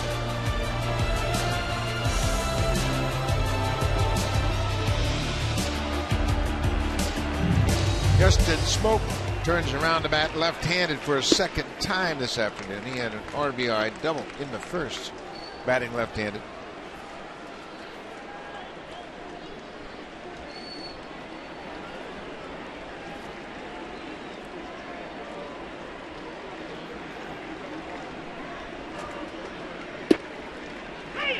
There just aren't a lot of hits in the Blue Jays lineup against Brandon Gomes, as you mentioned. Right. Smoak is 0 for 2. You know, part of that is the manager for the Tampa Bay Rays putting Gomes in a good position like he is right here, facing all the right-handers to begin the inning. Plus, he always comes up with good pitches. Nasty splitter and a breaking ball. Blue Jays are going to have to bear down against him.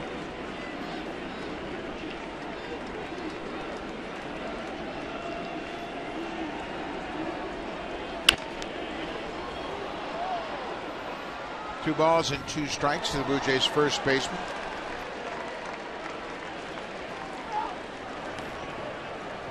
Two right-handers warming up for the Blue Jays. Drew Hutchison on the right, Liam Hendricks on the left. Hutchison started throwing at the beginning of this inning, and Hendricks jumped up after Encarnacion walked.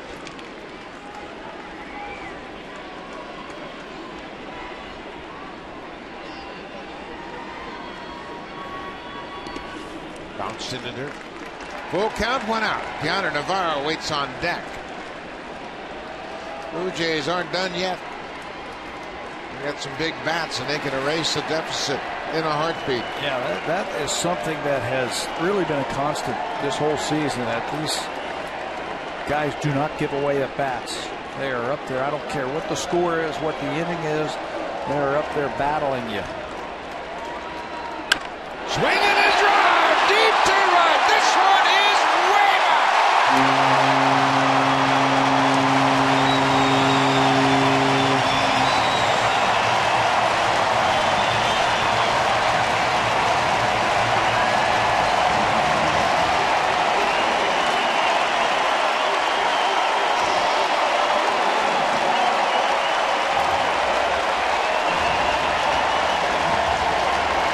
Home run number 17 on the season for Justin Smoak, and just like that, it's a one-run game.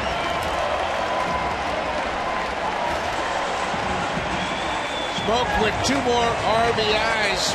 He has 3 on the afternoon, 56 for this season. Encarnacion drew the 1-out walk. Another pitching change.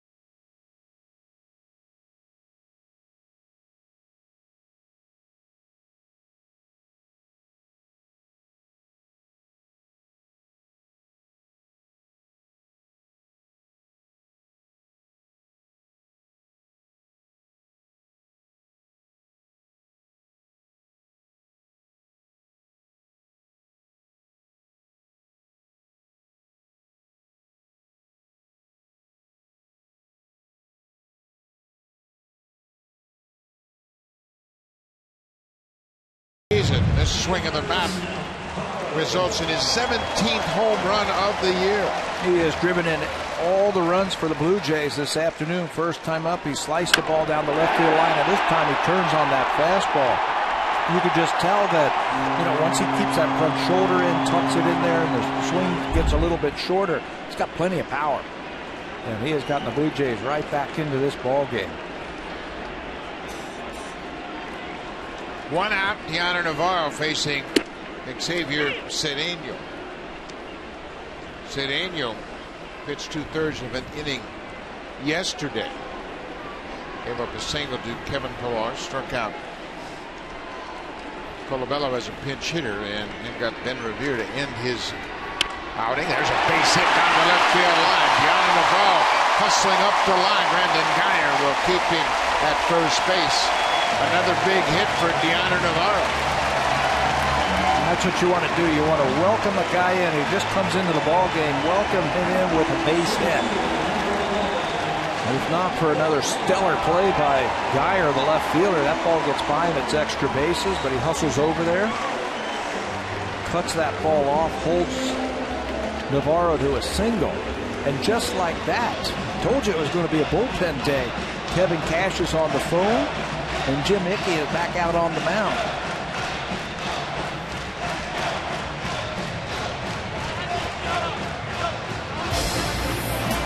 The Acura 7-day sales event, only until September 30th. Visit your Acura dealer today.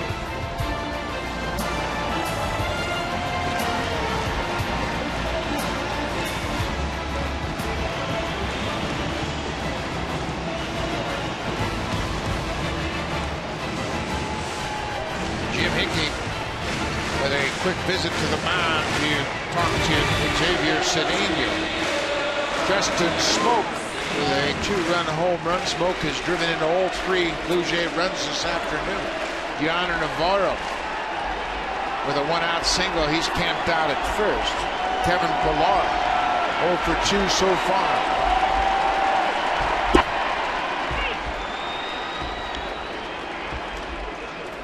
Pillar's gloving it. We're loving it. That's been the theme all season long. Kevin Pillar's had a terrific first full season in the big leagues.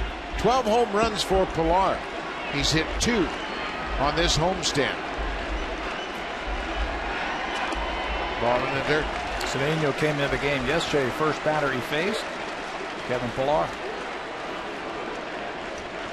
Canada loves Pillar at the plate and in the field. Pilar single to center off of Cedeno, and then stole second base. That was the first stolen base that Cedeno had given up since April. There's a base hit to right. Navarro to second, and he'll stop there. Kevin Pilar with a base hit.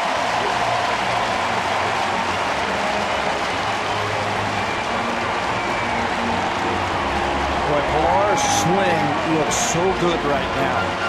Not a lot of movement. He's tracking the ball. When he was having his trouble a week or so ago, he was really jumping out there too quickly. Now he's staying back using his hands. Watch how he just fights that ball off, punches at the right field for a base hit. So a couple of hits, and that's going to bring a pinch hitter to the plate. Chris Colabello will bat for Ryan Goins. Colabello pinch hit against Cedeno yesterday and was called out on strikes. He was called out on an outside fastball. So let's see if that information is being processed by Colabello. First and second, one out.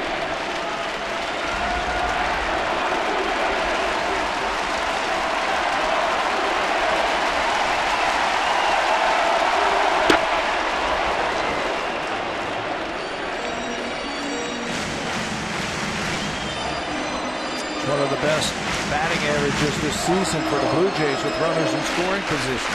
He's been great in these situations. Colabello has been a clutch hitter all season long. 365 with runners in scoring position. 27 hits with runners in scoring position. He has come up with some big ones for the Blue Jays this season. He beat Tampa Bay in a 12-inning game. He had a home run, and they won it 1-0. That was down in St. Petersburg.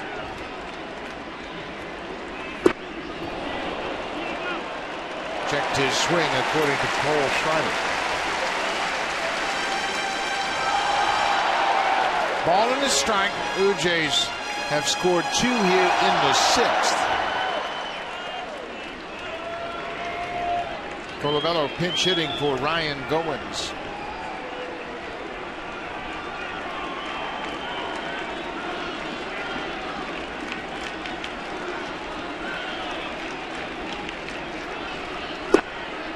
Good take, tough breaking ball.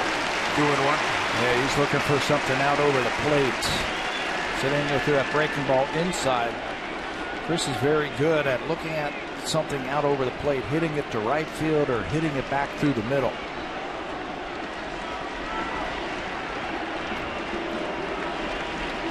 Cliff Bennington getting loose with Goins out of the game.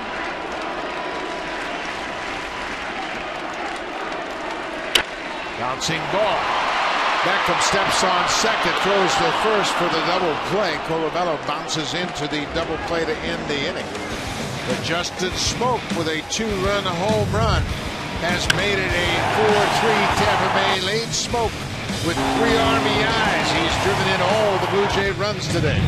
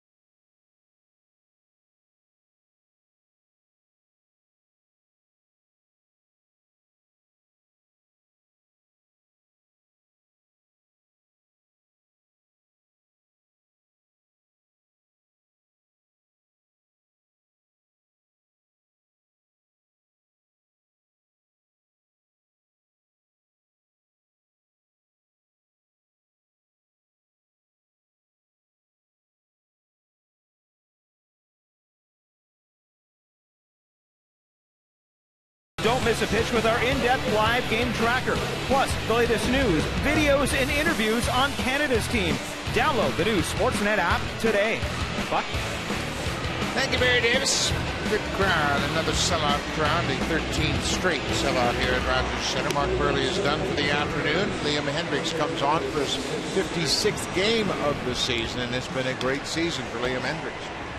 Liam was one of the 7 pitchers who threw in yesterday's game, although it was just 2/3 of an inning for Liam. He got a ground ball and a fly ball. There are his numbers: 5-0 with a very sparkling 259 earned run average. In those 62 2/3 innings, he's only walked 10 batters. Cliff Pennington will take over at shortstop after Ryan Goins was pinch hit for in the bottom of the 6th. 47,287 on hand here this afternoon at Rogers Center. That gives the Blue Jays the highest season total since 1995. See, Richie Schaefer goes after that first pitch and pops up. Cliff Pennington came into the game defensively, taking over for Ryan Goins.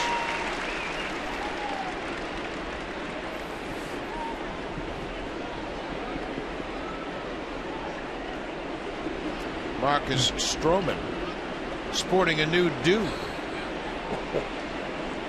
Maybe he and Chris Archer had a little talk about the do, but he's got a new haircut here. And Chris Archer met initially because Archer admired the way Stroman took care of his hairdo, and he said, "Hey, you got a barbershop here in Toronto?" And that's how they started to become friends. Chris Archer said yesterday that it might have been the last haircut he's gotten. That was last year here in Toronto. It was Stroman who texted him some places to go to. Very interesting. Another pinch hitter. John Jaso pinch hitting for the catcher, Luke Maile. Jaso had a pinch hit RBI single in the 9th in yesterday's ball game. And he had back-to-back pinch RBI singles from Sizemore and Jaso in that very interesting 9th inning. Hendricks blows it by him 0-2. It was an interesting ninth inning thanks to the Blue Jays fielding. They made a couple of errors in that 9th inning to keep the inning alive and keep it going.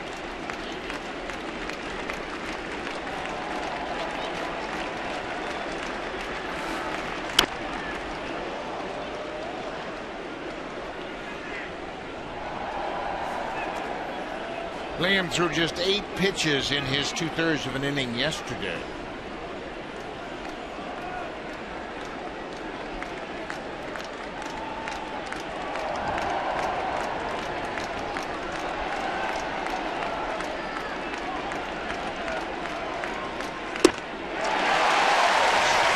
He strikes him out.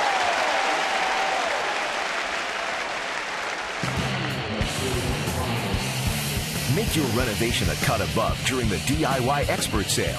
Only at Home Building Center and Home Hardware Building Center.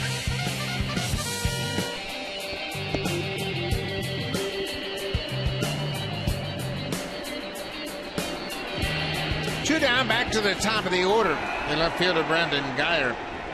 He tripled to start the game, scored the first run of the ball game, and walked and scored in the 3rd. Excuse me, he was hit by a pitch by Burley in the 3rd.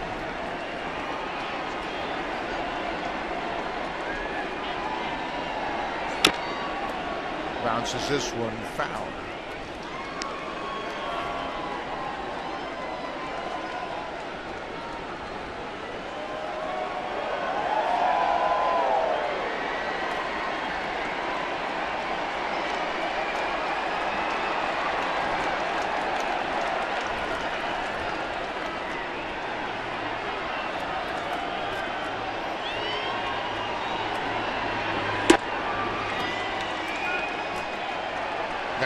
Showed bunt, pulled the bat back in time. What was wrong with the pitch? Looked like a pretty good pitch. Everybody was really focused on the barrel of that bat. Looked like it might have been a strike. Yeah, the bunt attempt. It looked like that ball might have been a strike.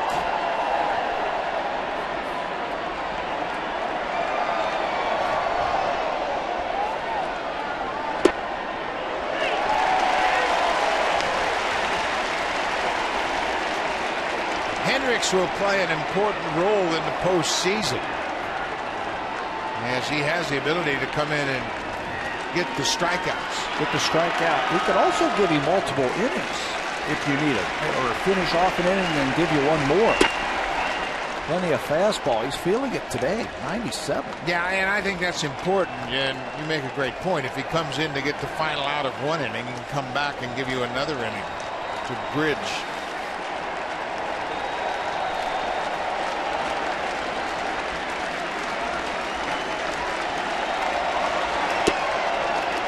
Just off the plate. Yeah, the rosters are going to go back down to 25 once the playoffs begin for the Blue Jays, so that bullpen is going to lose a few arms.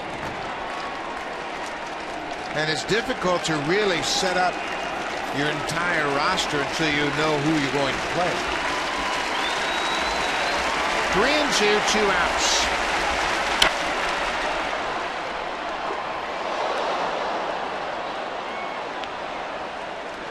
Once you identify who your opponent's going to be in the playoffs, then you can match up your bullpen especially.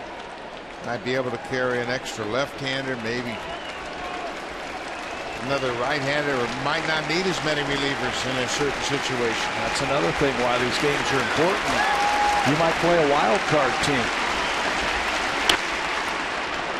If you end up playing the wild card team, you can't set your lineup until you know who you're playing.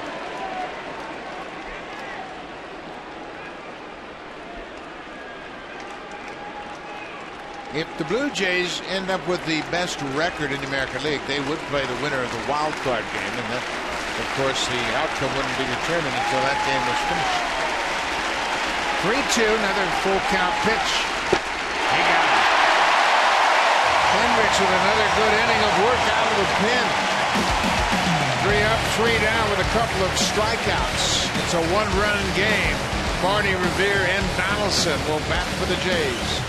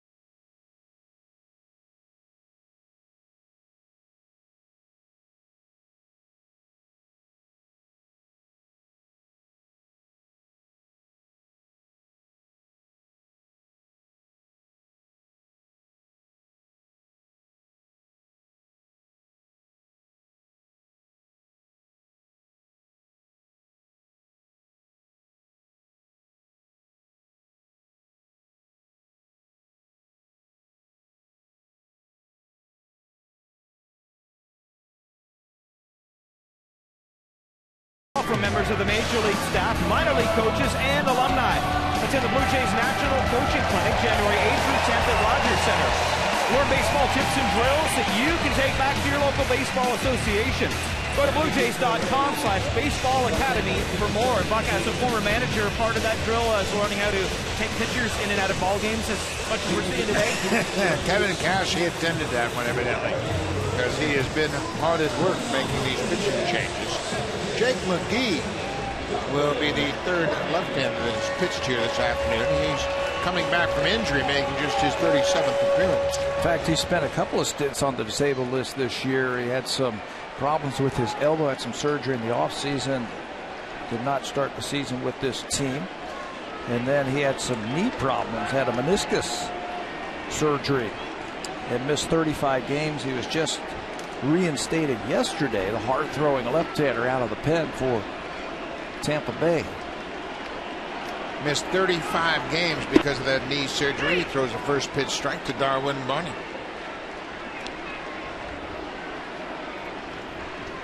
Barney had a 2-out double in the 5th.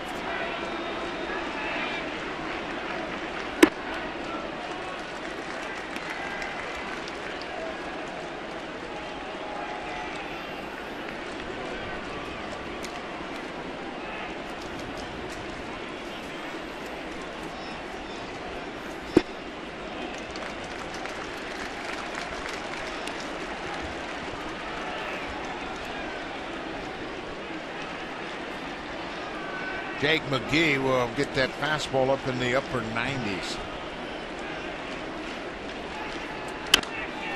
It's a high pop up over near the Blue Jays dugout. Longoria on the warning track. He's got room and makes the catch. 1 out. Let's check in with Jamie Campbell.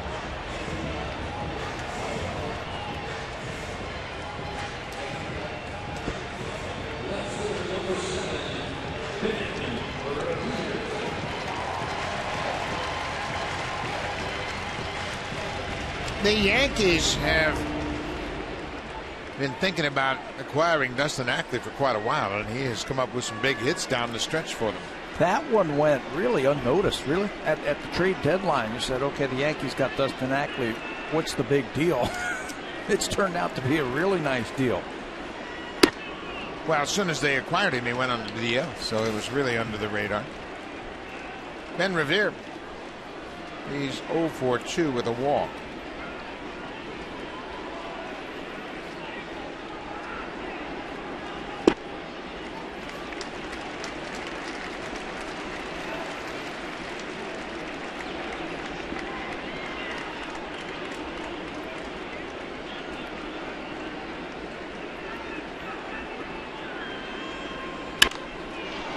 Pop down the left side. Long run for Geyer, and he's going to run out of room. We want to continue to acknowledge this great technical crew that works on our TV shows all season long for Sportsnet, and it is our last home game. We have a couple of the finest EVS operators in the business in Mike Sparks and Pat Donardis. They're the fellows that put together all these great replays, and they turn them around very quickly, so we can talk about them right after they happen. And they're both very experienced operators and huge baseball fans. We want to thank them for a great season. In that tape room as well, Jeff Inchley and Andre Zeleny. They do a great job putting together all of these teases and all our opens and chronicling the season for us. There's a fly ball to left. Mikey Matchuk. And that ball is going to drop off the wall. Revere is going to stop at second. Boy, there was some confusion between Matchuk and Geyer. And the ball just continued to carry. It hit on the warning track. It was a catchable ball, and Geyer may have injured himself. That was the key, what you said, that ball just kept carrying it. Again, it looked like a fly ball, but if you keep it low enough, that ball's just going to keep carrying. Matchuk, the center fielder, is taking control. He's calling it, but that ball keeps drifting away from him. And there's a little collision between Geyer, the left fielder. Matchuk, the center fielder, watched their legs get tangled up just a little bit. Geyer hits the ball, or excuse me, the wall hard. It stays in play, and Revere had thoughts of maybe turning that into a triple. Revere represents the tying run.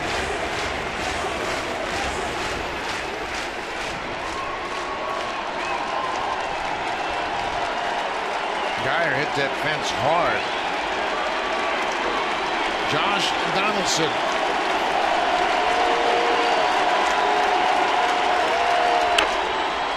Pops up the first pitch.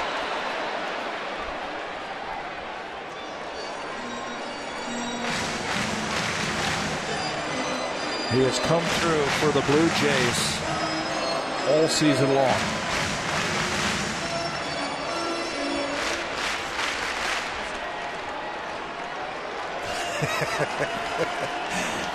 Very creative signs around Rogers Center, all related to Josh Donaldson's Twitter handle, the bringer of rain.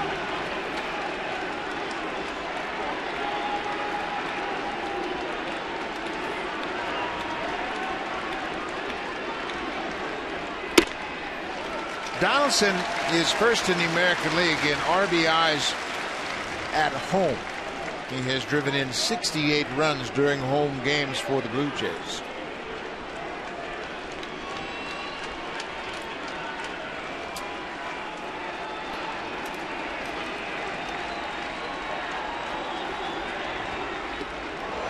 Way inside.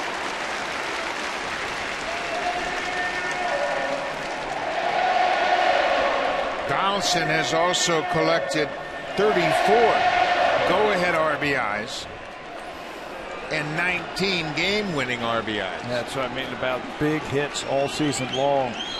Close and late.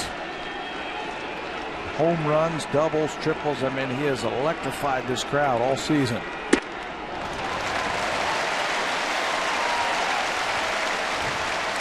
RBI leaders in the American League. 3 of the top 5 are all Blue Jays. What a trio this has been all season long. They have combined to hit 114 home runs. 3-1 to Donaldson. Got underneath it. Dyer waits in left. 2 down.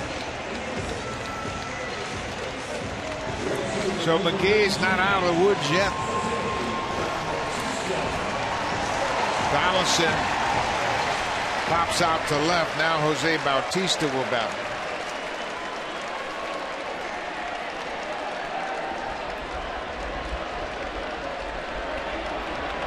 Bautista just 1 for 9 against McGee with 39 home runs.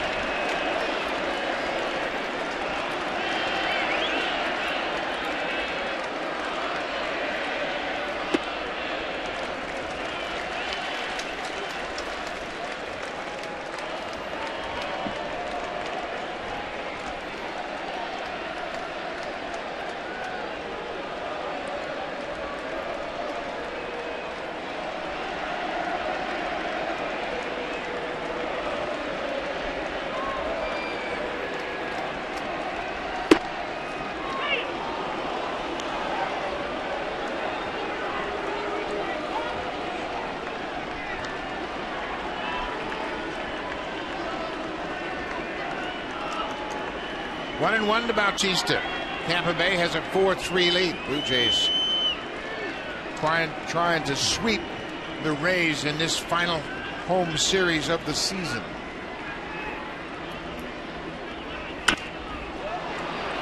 It's going to be behind the Rays dugout out of that.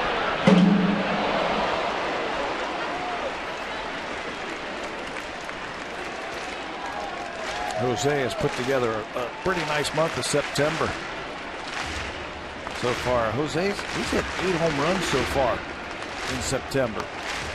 So this is the right guy that the Blue Jays want up there. Bautista came into this game hitting 300 in the month of September, 24 for 80 with those 8 home runs.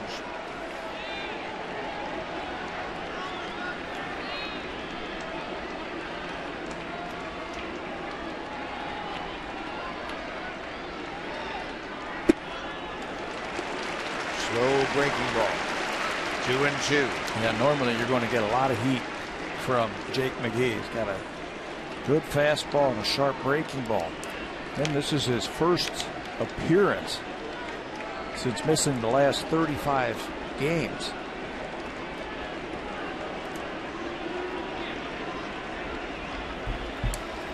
Taking a long look in to his catcher, Rene Rivera.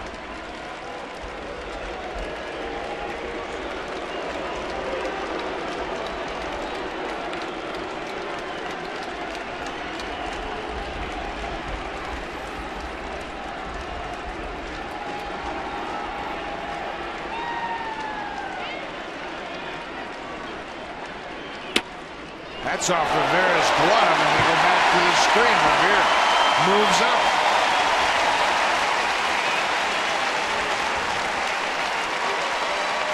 It's got to be a pass ball. Catchable ball for Rivera. Fastball right there, and it's right off his glove. Doesn't squeeze it. You know what he did? He blocked his vision when he put his glove up there and took his eye off of the bit, and it just bounced off his glove. Tying run now, just 90 feet away. It's a full count to Bautista.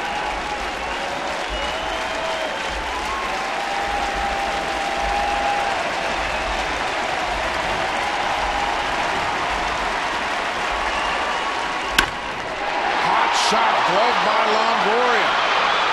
Bautista hit it hard, and the Gold Glover at third ends the inning. Terrific play to the glove side for Longoria. He saves a run for Jake McGee.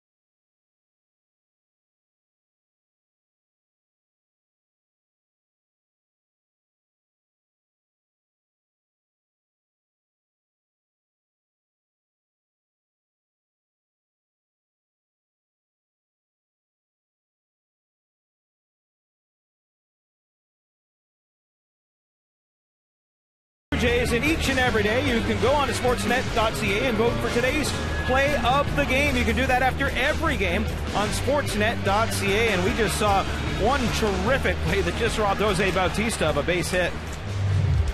Well, speaking of plays of the game, watch this one. Evan Longoria, the Gold Glover, gets down on this one, catches it. Then he's going to look into his glove and make sure he has it, spies it, and then throws over. If he doesn't make that play, we're all tied up. He knew he had plenty of time because the ball was hit so hard, and the Gold Glover at third base just took his time, calmly made the play. Saves a run for the Rays as they bat in the eighth. Liam Hendricks back out to start the eighth.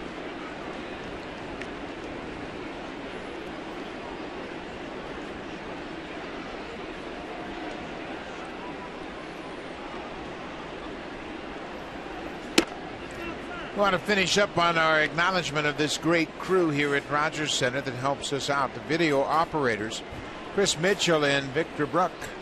They do a good job helping us on these bright sunny days, making sure the pitchers come through clean. Matuk fouls it back. It's 1-1.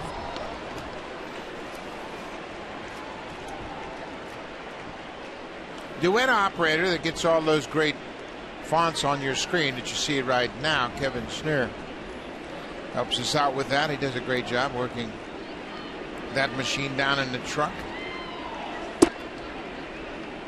Cue ball operator Eli Kiriopoulos, always helping out and always on board, ready to do us. And we have a couple of TBAs, Jordan Sasbo and Heather Heidemann.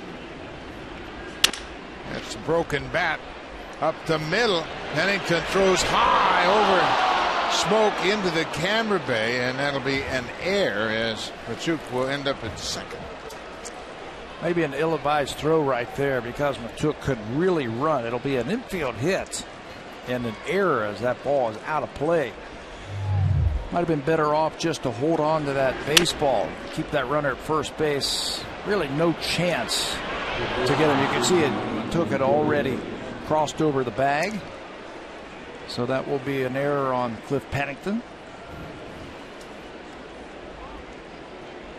The extended reach for that really took him out of any opportunity to make a play on it. So it's an infield hit and an air charge to Pennington, who took over at short into 7th.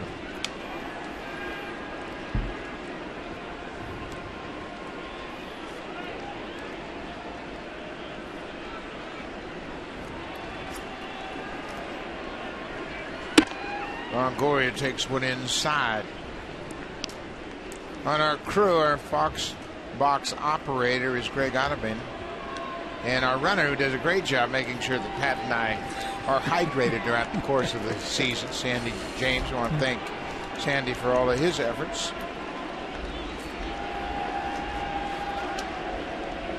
There goes the runner. Navarro's throw is high and late. Donaldson kept the tag on Matuk, but he stayed on the bag, and DeMarlo Hale, the bench coach, is going to check with the video room. They're going to take a look one more time. Not a bad idea right here by Matuk, who takes off. He's 3 for 6 in stolen bases. Heads up play by Donaldson. Watch him. He's going to slap that thing on him and just going to keep it there just in case he comes off of the bag. There's the aggressive slide. And I don't know if he ever comes off of the bag. That slow motion shot was from Ryan Cooney, who's down in that Tampa Bay dugout area. Got the close up of that slide into third. You see that a lot from players now. They aggressively head first slide into the bag, and their momentum takes them over the bag and a lot of times off of the bag. So Donaldson does the right thing, catches, and he's going to hold it right on him. Back in the day, if you will, they used to take it and slap you and try and knock you off the bag. But as momentum takes him off the bag, does the foot ever come off of third base? And I don't think it does. No, it doesn't look like it did, but Donaldson maintained contact with his glove. Matuk with the stolen base, and they're reviewing the call on the field. Manny Gonzalez, the third base umpire, made the call, and the crew chief, Fielding Colbert, is the home plate umpire. So they're in communication with New York, looking at the replays.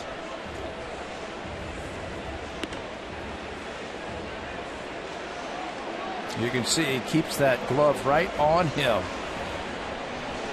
And we're not sure from that shot right there if he's on the bag or not.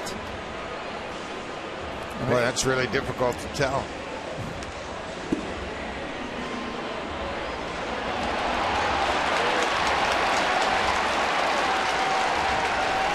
Navarro has been throwing very well. That was one of the few high throws we've seen him make. He's really done a great job of neutralizing the running game, but that throw was high. See, Donaldson has to go up, leave his feet to make the catch, and then comes down with that glove and puts it on Matuk. Right there, he might be disengaged from the base, but it's so difficult to tell. Players nowadays, a lot of them, they dive into third base, and it's really hard to stop yourself on the bag. You don't see those pop-up slides anymore where your legs go in and you pop straight up. That's the best way to slide into the base, straight in with your feet. Another thing that creates problems is how well these fields are manicured, because the clay surface underneath, and then they put the turf on top, and it's a thin layer, and it becomes like ball bearings. Just shoots you across the dirt. And it's tough to stop. You know, a lot of times you see those players, they go head first into the bag, and their fingers get stuck on the bag, and their hands, they're jamming their wrists, things like that. There's all the pebbles and the dirt that was sprayed up on that slide. Yeah, that's a conditioning formula. It's got some drying agent in it, and it's clay and little pebbles, and it becomes very fast as it's laid and poured over that clay base. Well, it's taken a long time, and obviously it's an important call. Liam Hendricks just trying to stay loose, gave up an infield single. Matuk took second base on the air by Pennington and stole third base. He's trying to find an angle. It looks like they have their answer. The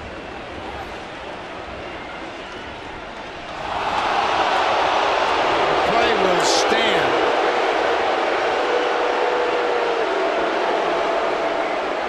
Fourth stolen base for Smoak, and now the infield is going to have to come in. Evan Longoria, a 2-0 count. They can play it about halfway right here with Longoria at the plate, because the runner with nobody out is probably going to play any ground ball through.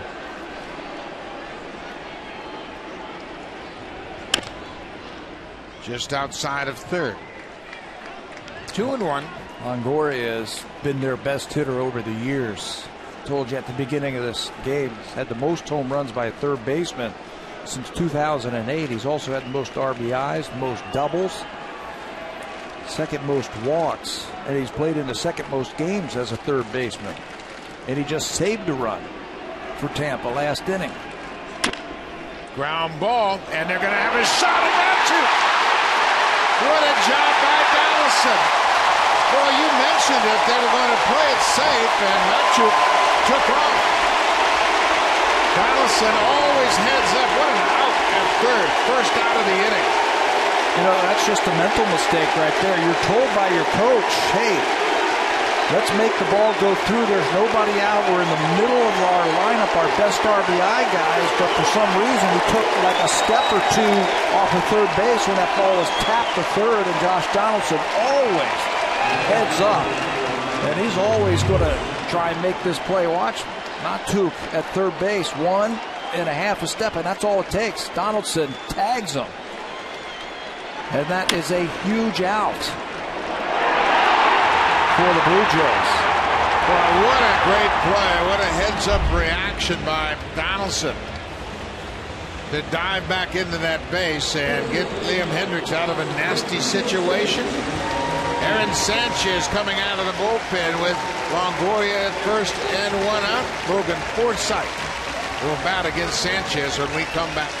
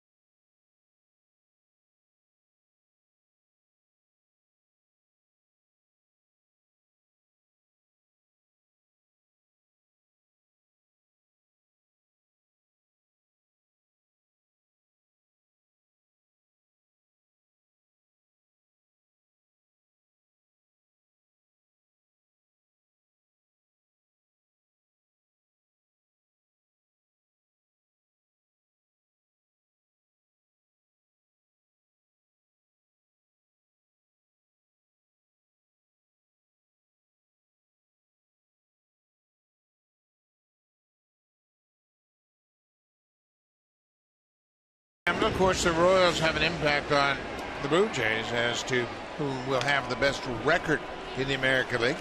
Aaron Sanchez comes into the game with a runner at first base and 1 out. Sanchez with that sinking fastball brought in, hopeful of getting a double play ball. That's exactly why he is in this ball game right here. That fastball, two-seamer that he can get a lot of ground ball outs with. That's what they're looking for, something on the ground that they can turn to and get out of this inning and keep it a 1-run game.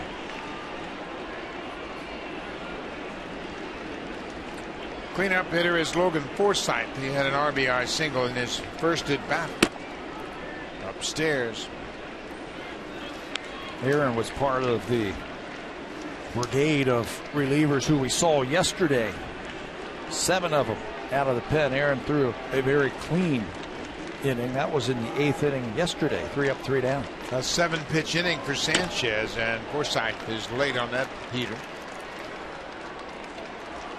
Aaron Sanchez went through a little bit of a tough stretch, but he has never lost his confidence. He's never been concerned about it. He just wants to get back out there and log some good innings before the end of this season. Forsythe is 0 for 4 against Sanchez.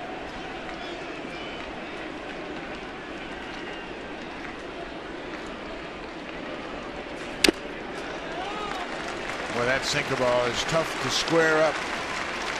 On top of a great movement, that one was 96. And where we are in this game, the time of the day, that bank of lights have gone right across home plate, making it even more difficult for that batter to square it up.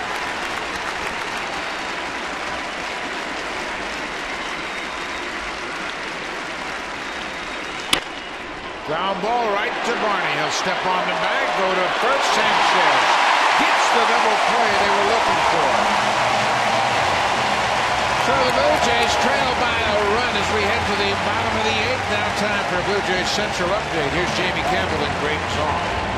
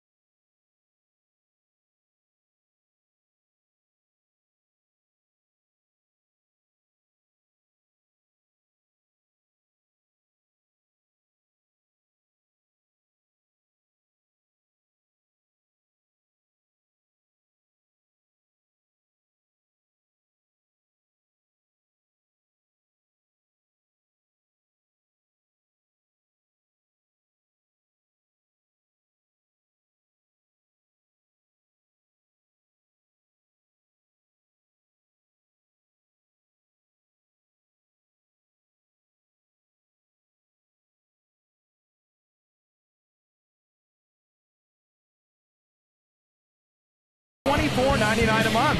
Modem rental or purchase required. Ask about our other plans that deliver the fastest internet speeds to the most Canadians. Call 1-888-ROGERS-1 today. A great addition to the Rogers Center Buck late in the season is hooked on a feeling. The fans just really get into it. Fans have had a lot to celebrate lately. Lots of great support from the fan base, and we want to thank them for a terrific season. 2,794,891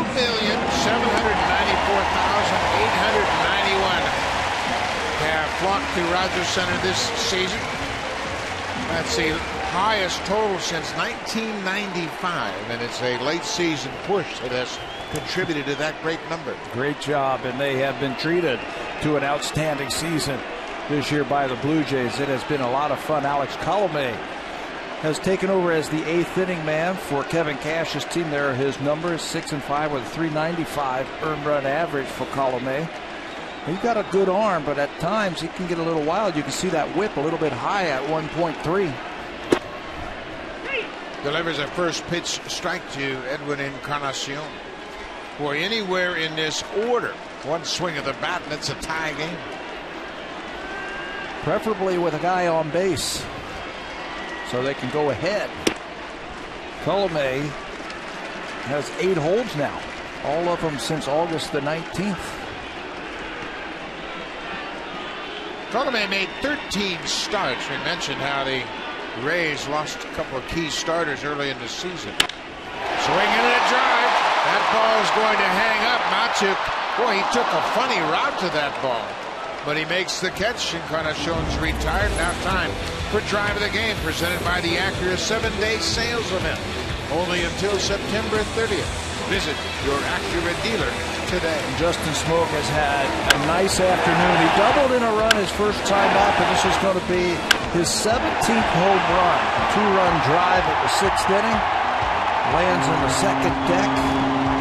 That is our drive of the game. Justin Smoak now has 17 home runs and just 283 at-bats this season.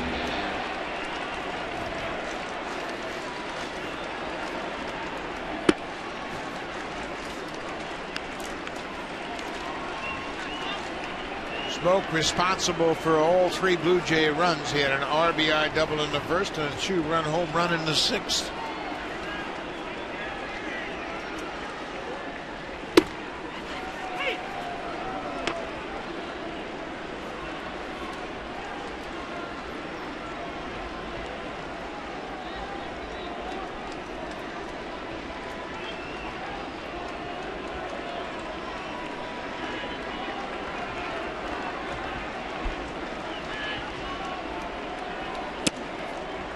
Two and one.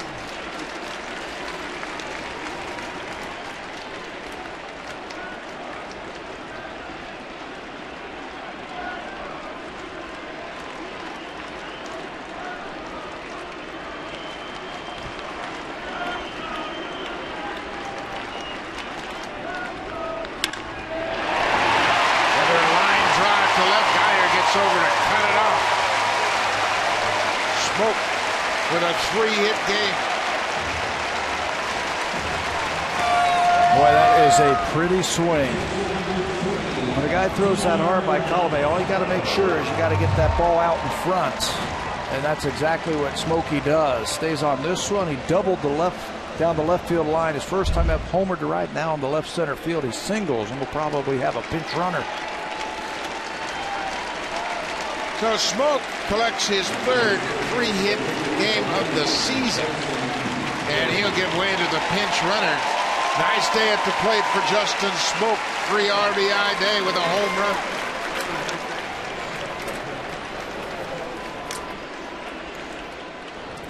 Dalton Pompey checking out the outfield defense. Of course, he's a stolen base threat. 4 for 4 in stolen bases. Yonder Navarro takes one upstairs.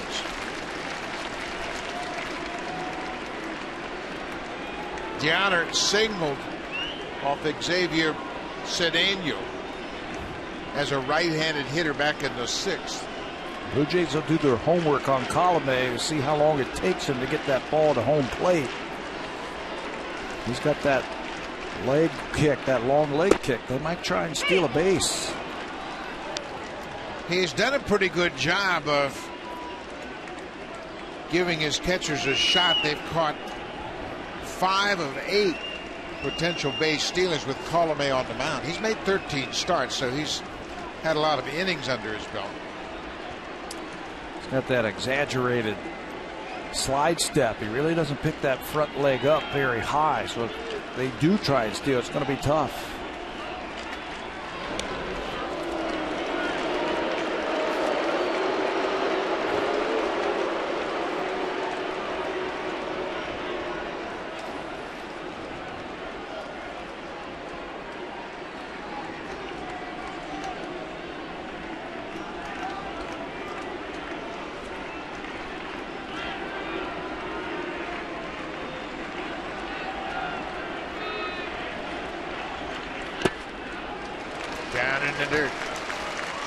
Navarro had a big hit Tuesday night with 1 out in the 9th against one of the toughest lefties in the business. That was Andrew Miller. This tied up the ball game. Watch him hopping down the line, hoping that that ball stays fair.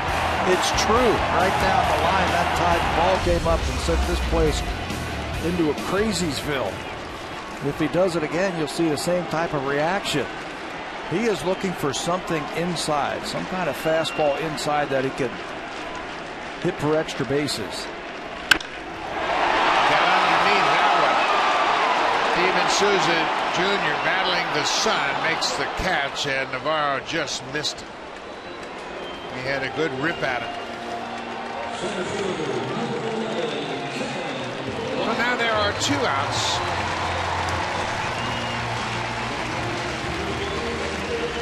I think this is where you gamble and try to get Pompey into scoring position with 2 outs and Pilar can play. I'd take my shot early in the count. Rivera, he's got a good arm. He's thrown out 36% of the base runners this season. 2 outs for Kevin Pilar.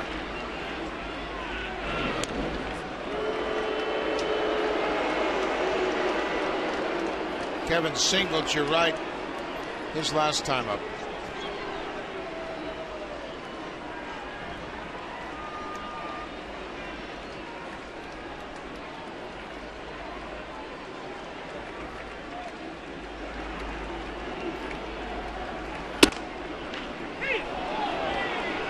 Right at the top of the strike zone.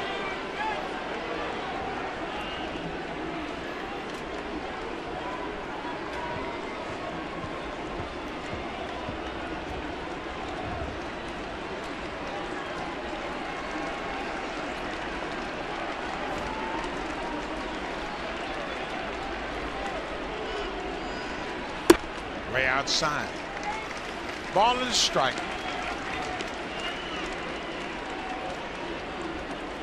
Tim Leeper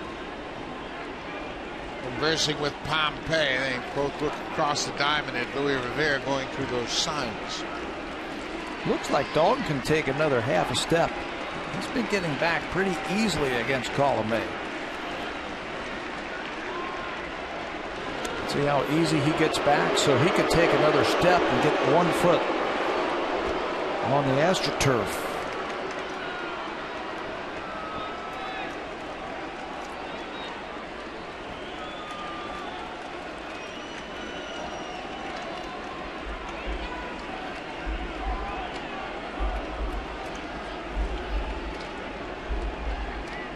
There he goes.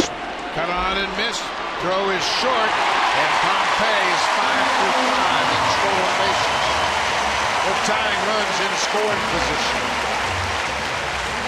You know what a weapon teams have when they have the rosters expanding. They can bring up a guy who can steal bases just like this in this tough situation. Get yourself into scoring position. Dalton Pompey does it with another aggressive slide, and he stays right on that bag with another stolen base. But you can see how difficult it was for Pompey to stop. He's trying to grab that base with his hand and slid over the top of it, but he's able to keep his leg on. 1-2 to Pilar. They got a battle now with 2 outs.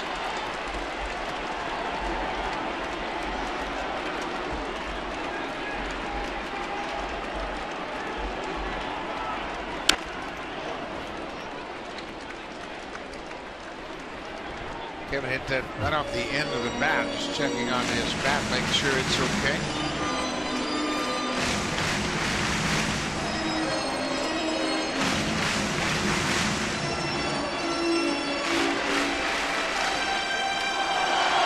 Pilar with 13 hits in the 9 games of this homestand. That leaves the Blue Jays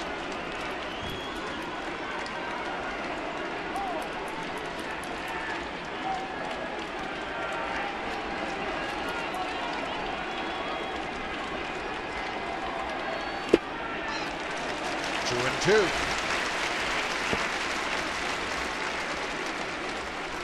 Bottom of the 8th inning, it's a 4-3 Tampa Bay lead.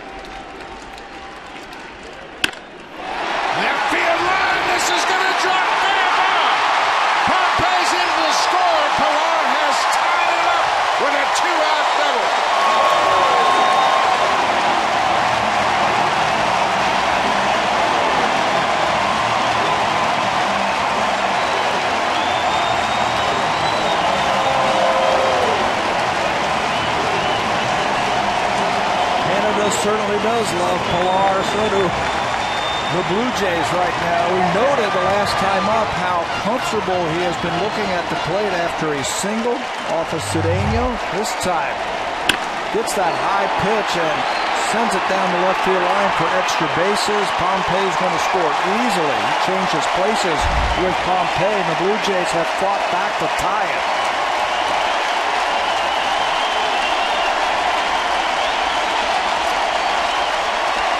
Pennington takes the first pitch strike. Pennington getting his first at bat. He took over defensively at shortstop in the seventh. The outfielders moved in very shallow in left field. You can see Dyer keeps creeping in. Pennington's got some power the other way now.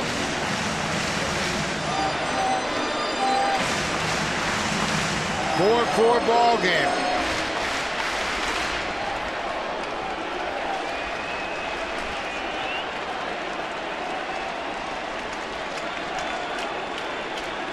Pennington has 11 RBIs in 66 at-bats with the Blue Jays.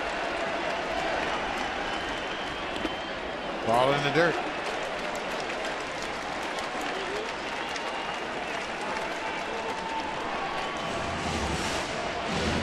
John Gibbons is going to talk about this one. I think he's going to talk about where that ball ended up on Rivera.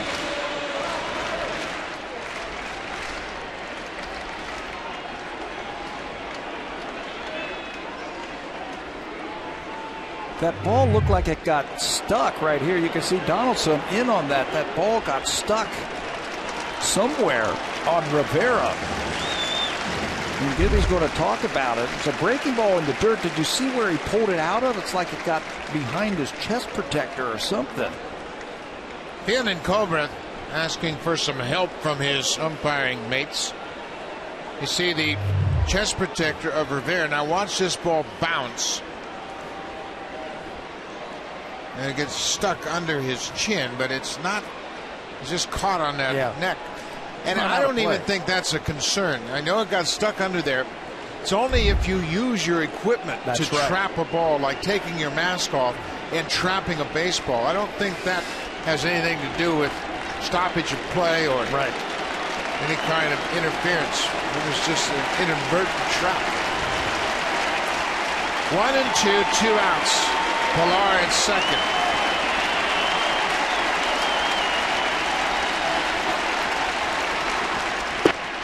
Pennington strikes out. That ends the inning, but the Blue Jays with Kevin Pilar delivering a big 2-out double has tied it up. Pompey came in and stole second and scored the tying run.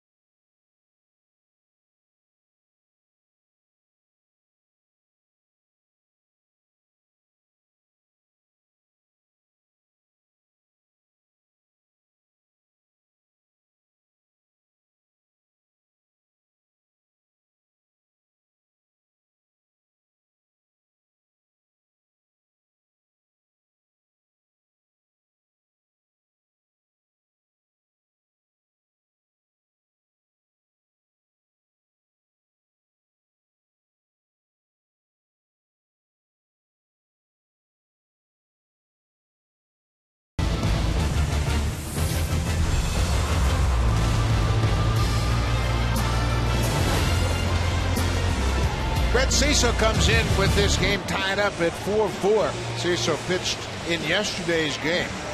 He faced two batters. He got the first one to ground out, and then Kevin Kiermaier reached on an air. They only faced two batters. So he should be okay for this one. He is on some kind of roll right now. Brett has not allowed an earned run over his last 32 ball games. Matt Haig is going to come in and play first base after Justin Smoak was pinch run for. Ninth inning, we're all tied up. Blue Jays trying to win their 53rd home game of the season. It'll be Asdrubal Cabrera, Steven Souza Jr., and Tim Beckham for the Rays.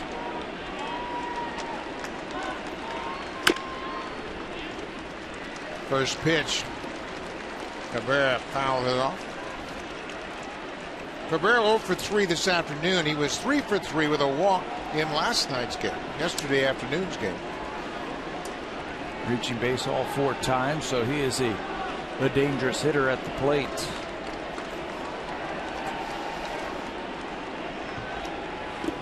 He went around. What a season Brett Cecil has had. He was a closer early in the season. They dropped him down into the earlier innings, and he has flourished. Yeah, he's made a couple of changes. We know about the arm spot. He also recognized that he wasn't getting a very high leg kick, and that was really throwing off his timing, delivering that pitch to the plate. Good hard curveball that time. But once he recognized that and started having a little bit higher leg kick, the timing was back, and he was able to get his arm up in that good position to throw that breaking ball. And he has been outstanding. Isn't it interesting how pitchers can have success, but when you're trying to study and see if there's flaws in the mechanics, you might be looking at the wrong thing. You might be looking at his hands when in fact it's the height of the leg kick that was causing problems. That helps the timing. And adds to the break on that hook. Cecil with another strikeout. That breaking ball has been money for Brett Cecil. Yeah, he can really get on top of it and create a lot of spin. You can see, look at that thing spinning towards home plate, and it's in a good spot too. With 2 strikes, you got to expand if you're the hitter. Gets right on top of it, so the timing was perfect. The arm was catching up with the lower half, and that allows him to stay over that ball a little bit longer.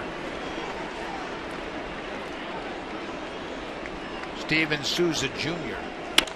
goes after the first pitch and lifts a fly ball. Center field and Pilar and Revere may have caught it. Pilar ends up with it, and it's an out.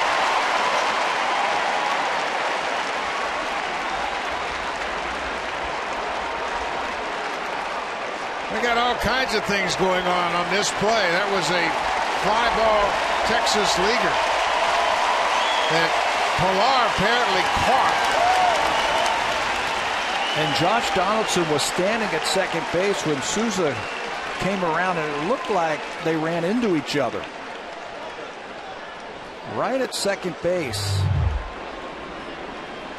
Here's the catch. It's a Texas leaguer, as you said, out in the no man's land in left field. Here comes Pilar, and the collision between he and Revere, but they hold on to the baseball. Revere caught it initially. Pilar reaches in his glove to secure it and holds it up for the umpire. Umpire made the out call, and during all of that confusion, Donaldson got run into by Souza near the bag at second.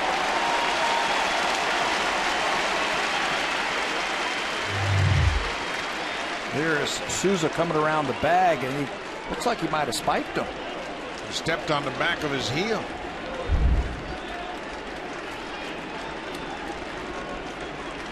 Two outs.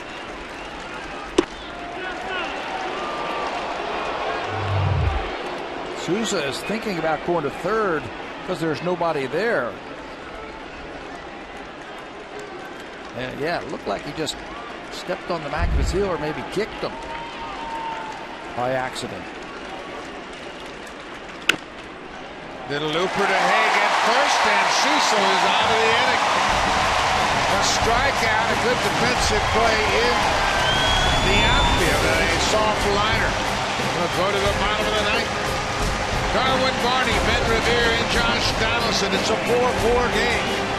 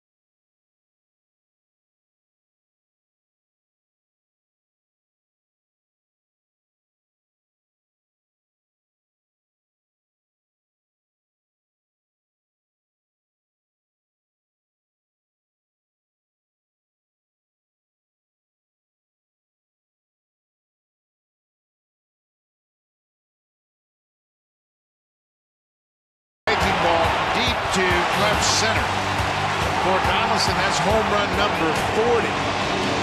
First time he has reached that. That's a new career high. And then Jose Bautista, he had a 2-homer game yesterday. So the Blue Jays trying to turn this lineup over and get to the big home run hitter, see if they can win it in the bottom of the ninth inning. This one was off of Yates' changeup, and he drills it high and deep to left field.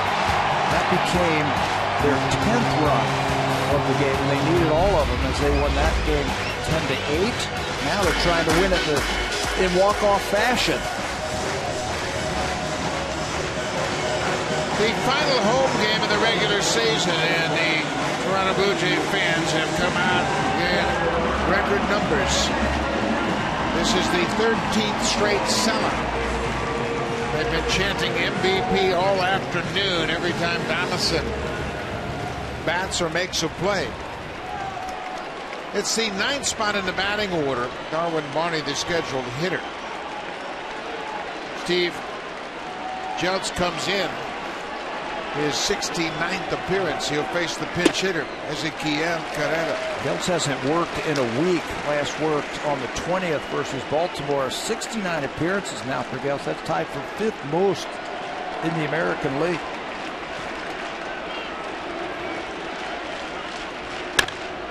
High fly ball. Steven Souza Jr. calling for it. Carrera, the pinch hitter, flies out.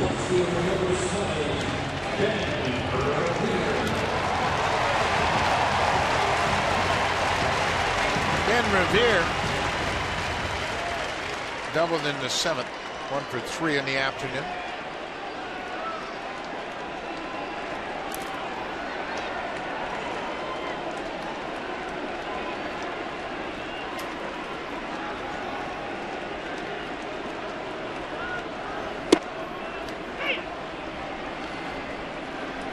Revere takes a lot of first pitches. Very confident he can hit with a couple of strikes.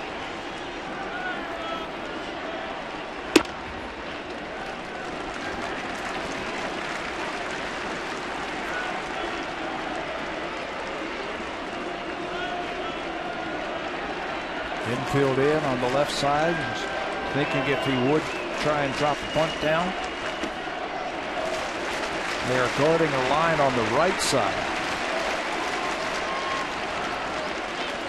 Jeltz is the 8th Rays pitcher to work this afternoon.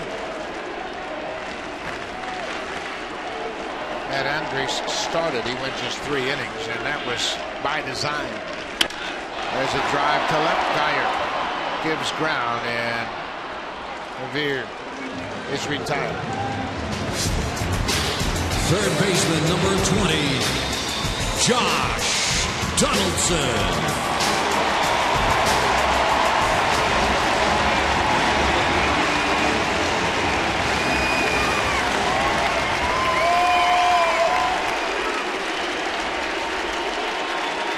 Josh Donaldson with 3 walk-off hits this season. 9 for his career.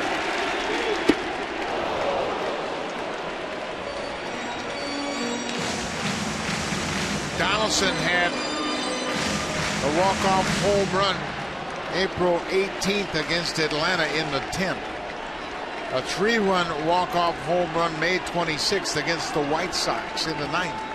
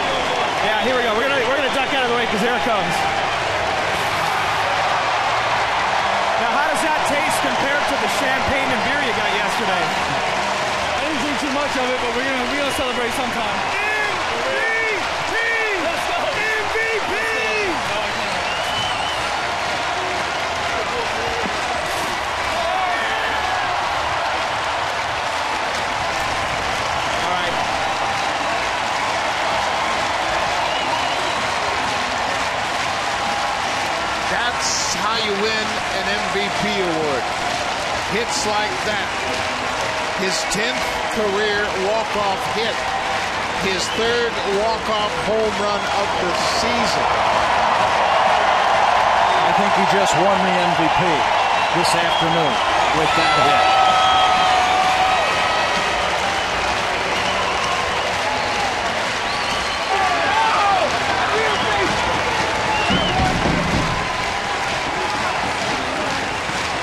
What a way to wrap up the final weekend of the season.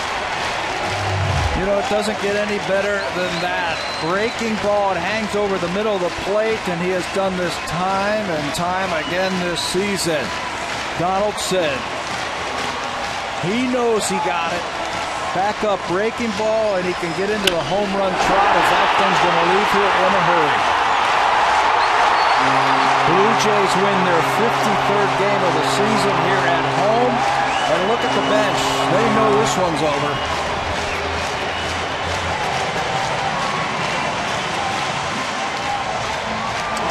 Blue Jays win their 53rd home game of the season. They sweep Tampa Bay. I don't know how you top this. Here's Blue Jays Central, Jamie Campbell and Greg Zoll.